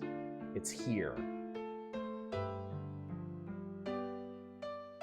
It only has 3 games on it, but 2 of them we might need to look into. New Demon Island and Momotaro Dentetsu. Momotaro Dentetsu is a huge franchise in Japan. It is still going to this day. So if we can find a fan translation for this one, Super Momotaro Dentetsu 2 specifically, we should take a look at that. However, we may not get to this page for a while because we might be stuck on 64 and 66, since they include Mother and Final Fantasy and Dragon Quest and other shit. So while we do need to get fan translations for these, it may be a while before we actually get to this page. How many Dragon coins for you to stare at the magic eye thing? I'm not even gonna worry about that yet. That is a tale for another time, so. Momotaro Dentetsu is along the lines of Fortune Street Monopoly. Yes, it's like a Japanese trivia board game, basically, right? If I remember correctly. And I don't know shit about New Demon Island, and Off to the Races is probably a horse racing game. Well, it's definitely a horse racing game, and I can't imagine there's a translation for it for so. Whatever. Anyway, so that's the plan. So, to recap the schedule, tomorrow night there is no stream tomorrow night. I may start doing Sunday streams while my wife and kids are out, but no guarantees. I'm gonna see how tomorrow goes. I'm gonna see how bored I am tomorrow night. But on Monday we are back with Wooden Ocean. We will be starting Wooden Ocean. We should be playing that Monday, Tuesday, and Wednesday. We will be back to the Power Hours on Thursday and Saturday next week, and then Friday is a little surprise. Something that I don't think anybody is expecting. Travel the board to accomplish your goals first and sabotage each other or get hit with random events. Hang out, RA and beat. Sounds good, sounds good. Let me go find somebody to raid. What's the surprise? Oh yeah, let me just go and tell you a week ahead of time and spoil it. That's a great fucking idea. Alright, I'm gonna throw you over to... Well, I guess I'm gonna throw you over to Dama. Oh shit, Dama's actually playing a really cool game tonight. They're playing MO Astray, which is honestly a really neat game. It reminds me of another game, but I can't remember what. You're a weird little slime escaping from a research facility, and it's like equal parts cute and horrifying. It's really neat. Y'all should go check it out, which is what we're gonna do now. Anyway, gang, thank you so much for coming out tonight. Thank you for suffering through a shitload of Pachinko with me. That was probably a mistake, but nothing to be done about it now. Live without regrets, chat. Live in the moment, live for the future. Thanks again. Hopefully I'll see y'all on Monday for the start of Wooden Ocean. Very excited about that. Till then, as always, y'all take care. Bye, everybody.